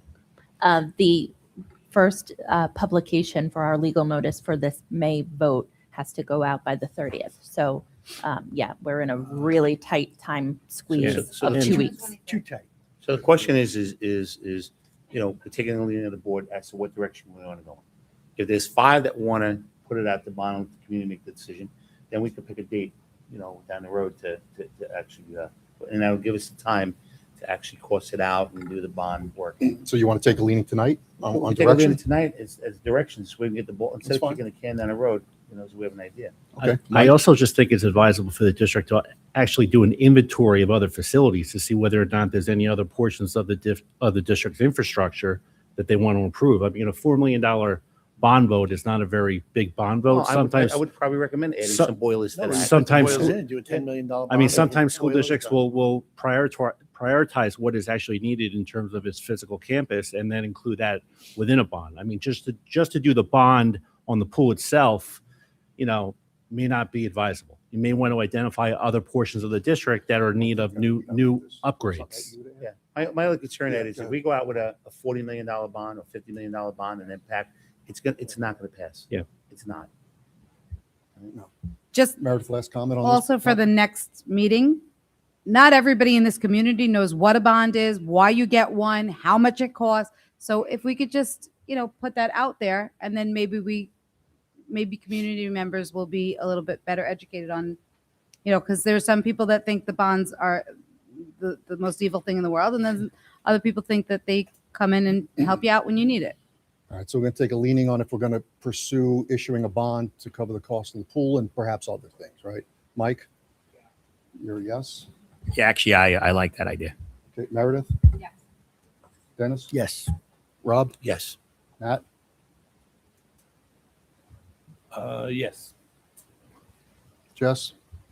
I'm going to say yes, but I just wish it was a lot. If there's any way to get it on the ballot, because I feel like incurring costs to do it, there's no way to do it. Sabrina? I'm a no if it's not on our budget ballot. Well- So to do a separate of $20,000, I will not do that. So I'm a no if it's not on our ballot. I know we're not, but that's what I'm saying. So if it's not, it's something I could look into for the following year, but Yeah, couldn't we just do it I'm a next no to do an extra, We could. spend an So- extra so- so let's- $20,000. So let's just get more granular. It's to do a separate budget ballot. You're still a yes? Because it's not going to make this budget cycle. it No, sounds it's like, right. Right? Yeah, I would. I'm still open to doing it off cycle, especially if they were going to talk about other things that could possibly be benefited by it. Meredith, you're still good? No. You're a no? I'm a Okay. yes. Dennis is a yes. Rob? What the question is It's off budget season, like off cycle in the fall. yeah, I you know, if we can't do it now, I'd be more in favor of doing it off budget. Say $20,000 on a $4 or $8 million. It's not really a tremendous amount of money, but once again, if the community wants it, they're going to come out and support it. At the end of the day, I agree, Meredith. That people need to know what a bond is, but at the end, they want to know what it's going to cost them a year or what it's going to cost them a month. Right, so That's usually the deciding factor. So if we can't get it on the budget for this year, which, you know, that's what we're hearing from our clerk and also our legal counsel, then I'm okay with doing it after the budget and spending the $20,000. If it means we're going to put additional boilers in and really kind of make the district more efficient. So I've got 3 yeses. Matt? I think we've been without it. I think we could wait another 10 months before we got it. So I would want to wait until the next. So that's a no. Yeah. Jess? I'm a no. No. Sabrina? I don't know, but can I just add one thing too? Yeah. I think it's also, we have to consider that if we could wait till when they're saying that our cap, it's going to drop off, then the community is going to know that it's going to cost them little to nothing. It's just going to be your typical Right. budget year, where if we do this now, it's going to cost them, it's going to come out of their pockets. Yeah. So, and then on top of it, spending $20,000-$30,000 Right. to run it, I'm a no. I'm a no as well, so that's 5 no's. So Just a quick question: if we would appropriate $1 million out of fund balance, and we get almost 76% back in state aid, isn't it a wash for the community? We're gonna get We're gonna get $3 million back on a $4 million purchase because it's a building project, and we appropriated $1 million worth of our fund balance. Isn't it no cost? That's how we got a turf football field. That we allocated. You get that back over 15 years. We get it back over 15 years, but we're getting that money back, so it's still in no cost to the district, Or to the community. minimal cost. Minimal because cost. It's, yeah, you're getting your, So it's your another building option. aid, but you're getting it over. so, but 15 at this years. point, it's 5-3, so no. So at this point, I think we work towards next budget cycle. That's what it sounds like, right? Okay.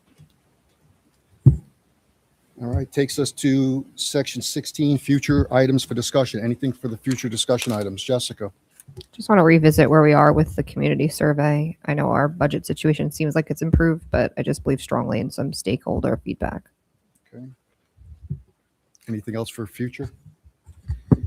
Matt? I would like to visit what I suggested about trying to recruit people to drive and to offer driving program to help them through the certification so we could improve our driver situation. Because I think we all agree that that population needs a better situation. Yep. Just I think one thing I want just an update on the state education department offered waivers for the emergency snow days, not to count towards 180 days. Are we applying for those, and has there been an update on that? So the one day that we'll get without having to apply is that Monday. Anything past that, the only way, the issue is we wouldn't know whether it's approved or not until September. So we're put ourselves at jeopardy. What we're being advised that if we have days like we had at Memorial Day, we have to use those before we could even apply for it or even have a chance of getting it. If we can use up days that were in our calendar to meet the 180, we have to do that. So that's why we chose to do the Memorial Day. So unless and right now moving forward, we have a plan in place that we could go remote so we wouldn't have to jeopardize going below that and eating into the next holiday season. Great. Thanks, Patty. Any other future discussion items? Okay. Section 17, executive session. You have a motion, please, to go into exec session to discuss personnel items as well as the potential for discuss the potential sale of real property. Motion. It's Jessica, second by Rob. Questions? All in favor? Aye. Motion carried. Good night, everybody. Thank you for hanging in there.